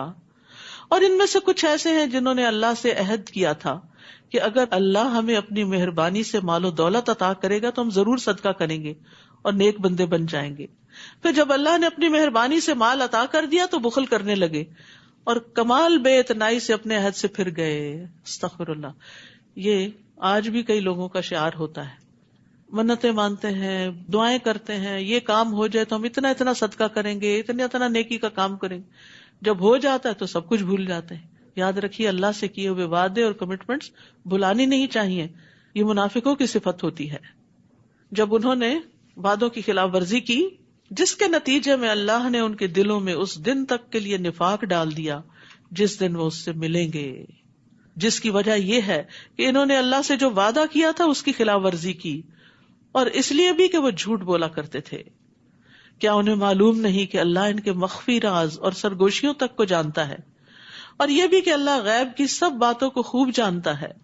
ان منافقوں میں کچھ ایسے ہیں جو خوشی سے صدقہ کرنے والے مومنوں پہ تانا زنی کرتے ہیں، یعنی جو نیکی سے والنٹیئر کرتے ہیں، مال یا وقت ان کے اوپر باتیں بناتے ہیں. اور ایسے تنگ دست مسلمانوں پر بھی جو اپنی مشقت کی کمائی کے سوا کچھ نہیں رکھتے. یہ منافق ان کا مذاق اڑاتے ہیں. اللہ ان کا مذاق انہی پر ڈال دے گا اور ان کے لیے دردناک عذاب ہوگا. تو یاد رکھیے اللہ کے نزدیک کوانٹٹی سے زیادہ کوالٹی کی اہمیت ہے. رسول اللہ صلی اللہ علیہ وسلم نے فرمایا 1 درہم 1,00,000 درہم سے بڑھ گیا. لوگوں نے عرض کیا کس طرح؟ آپ نے فرمایا کسی آدمی کے 2 درہم ہو، وہ شخص 1 درہم صدقہ دے اور ایک آدمی اپنے مال کی طرف جائے اور 1,00,000 درہم صدقہ کرے، یعنی ایک کے پاس ڈھیروں مال ہے اور ایک کے پاس ہے ہی 2 کہ جس میں سے وہ ایک اللہ کے راستے میں دے رہا ہے. تو جتنے اخلاص کے ساتھ جو خرچ کرتا ہے اس کا اجر اتنا ہی لکھا جاتا ہے. یعنی صرف یہ نہیں دیکھا جائے گا کہ کس نے کتنا کیا، یہ بھی دیکھا جائے گا کہ کتنے میں سے کیا. کیونکہ بعض اوقات ہم اسی چیز کو عذر بنائے رکھتے ہیں کہ ہمارے پاس تھوڑا ہے، ہم کیا کریں، تھوڑے میں سے ہی دے دیں. اس خاتون کی مثال شاید پہلے ہی میں نے دی ہو آپ کو کہ جس کے 6-7 بچے تھے اور اس کے پاس ایک وقت میں بس اتنا ہی آٹا ہوتا تھا کہ جس سے وہ 6-7 روٹیاں بنا سکے. تو وہ کیا کرتی تھی کہ ہر بچے کے پیڑے سے تھوڑا سا آٹا نکال کے ایک طرف رکھتی جاتی اور وہ ساروں میں سے تھوڑا تھوڑا نکال کے ایک روٹی اور بنا کے فقیر کو دے دیتی. تو جس نے دینا ہوتا ہے وہ تھوڑے میں سے بھی نکال لیتا ہے، اسے اس میں سے بھی نکالنے کا طریقہ آتا ہے کیونکہ اس کو پتا ہے کہ جو تھوڑے میں سے دیتا ہے اللہ اس کو زیادہ دیتا ہے. آپ ان کے لیے بخشش کی دعا کریں یا نہ کریں، کیونکہ آپ نے عبداللہ بن ابی کے لیے دعا کی تھی، تو فرمایا اس سے کوئی فرق نہیں پڑے گا.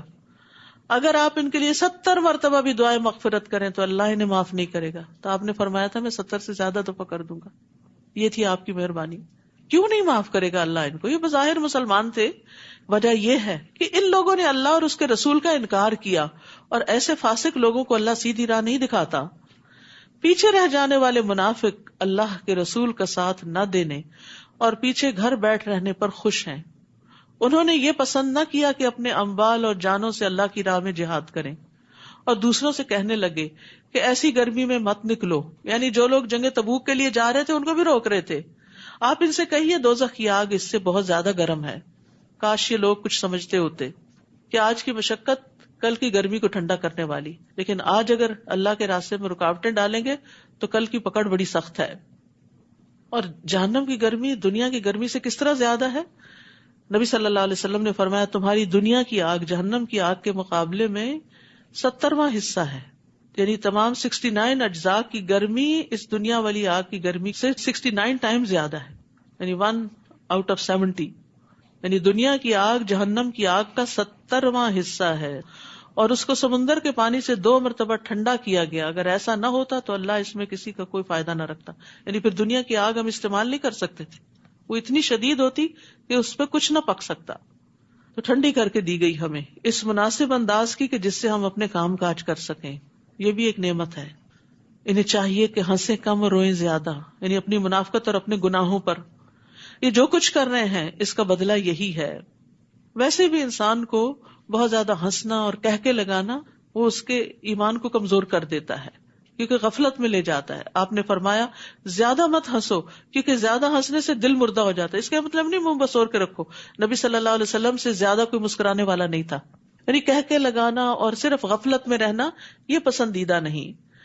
پھر اگر اللہ آپ کو ان منافقوں کے کسی گروہ کی طرف واپس لائے، یعنی جنگ تبوک کے بعد، اور وہ آپ سے جہاد پر نکلنے کی اجازت مانگے تو ان سے کہیے تم میرے ساتھ کبھی نہ نکلو گے. بس اب تمہارا پتہ چل گیا ہمیں، اور نہ میرے ہمراہ دشمن سے جنگ کرو گے، کیونکہ تم پہلی دفعہ جو پیچھے بیٹھ رہنے پر خوش تھے تو اب بھی پیچھے رہ جانے والوں کے ساتھ بیٹھے رہو. اور اگر ان منافقوں میں سے کوئی مر جائے تو تم اس کی نماز جنازہ نہ پڑھنا، نہ دعائے خیر کے لیے اس کی قبر پر کھڑے ہونا، کیونکہ انہوں نے اللہ اور اس کے رسول کے ساتھ کفر کیا اور اسی نافرمانی کی حالت میں مر گئے. اور ان کے اموال اور اولاد کی کثرت سے آپ متعجب نہ ہو، حیران نہ ہو. اللہ تو یہ چاہتا ہے کہ انہی چیزوں سے انہیں دنیا میں ہی سزا دے دے، اولاد ہی وبال جان بن جائے اور مال بھی، اور اسی کفر کی حالت میں ان کی جانیں نکل جائیں. اور جب کوئی صورت اس مضمون کی نازل ہوتی ہے کہ اللہ پر ایمان لاؤ اور اس کے رسول کے ہمراہ جہاد کرو، تو ان منافقوں میں سے کھاتے پیتے لوگ آپ سے اجازت طلب کرنے لگتے ہیں اور کہتے ہیں ہمیں رہنے دیجئے، ہم پیچھے بیٹھ رہنے والوں کے ساتھ رہے. ان لوگوں نے پیچھے رہنے والوں میں شامل ہونا پسند کیا اور ان کے دلوں پہ مہر لگا دی گئی، لہذا وہ کچھ نہیں سمجھتے. ایک طرف جنگ اور امن میں منافقین کا رویہ بتایا گیا ہے کہ اگر جنگ میں جانے کا وقت ہوتا تو بہانے بناتے، پر چلے جاتے تو بزدلی دکھاتے.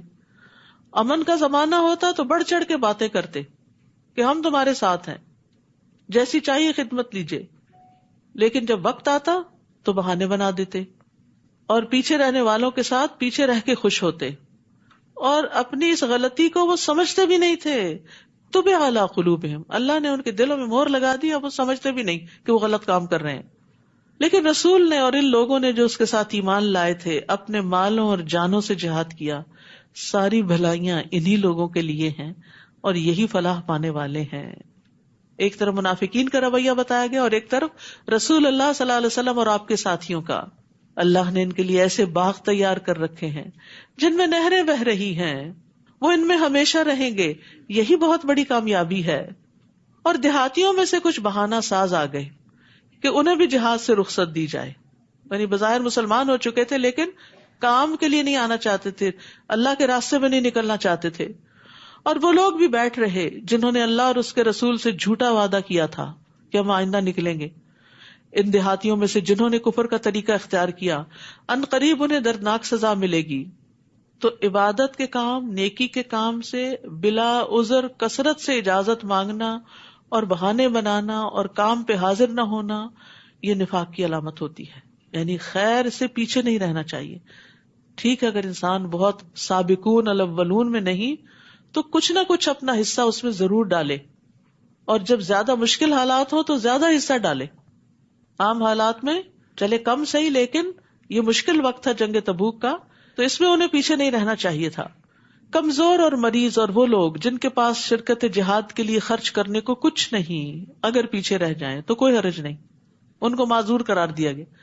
یہ ہمارے دین کی خوبی ہے. نماز میں بھی رخصت رکھی گئی سفر میں آدھی یا جمع کرنے کی، روزے بھی سفر میں چھوڑنے کی اجازت دی گئی، زکوٰۃ بھی اگر ایک سرٹن اماؤنٹ تک نہیں پہنچتے نصاب تک تو رخصت ہے، حتیٰ کہ حج بھی سب پر فرض نہیں ہے.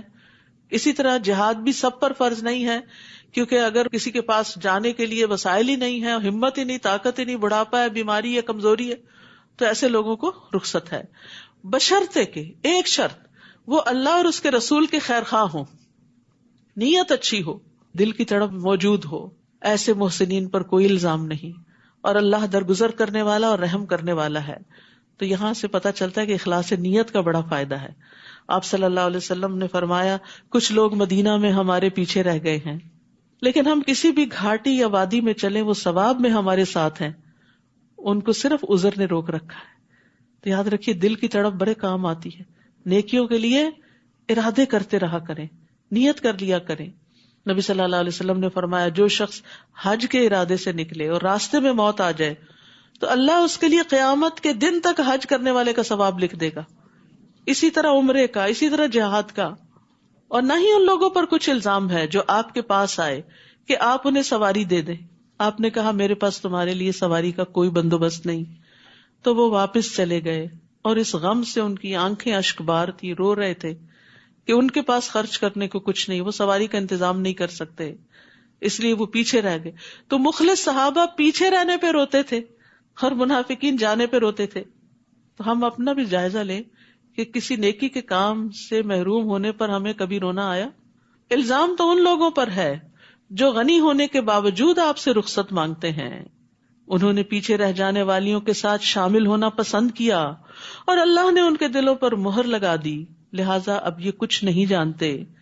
انما السبیل علی الذین یستأذنونک وہم اغنیاء رضوا بان یکونوا مع الخوالف وطبع اللہ علی قلوبہم فہم لا یعلمون. وآخر دعوانا ان الحمد للہ رب العالمین. سبحانک اللہم وبحمدک اشہد ان لا الہ الا انت استغفرک واتوب الیک. السلام علیکم ورحمۃ اللہ وبرکاتہ.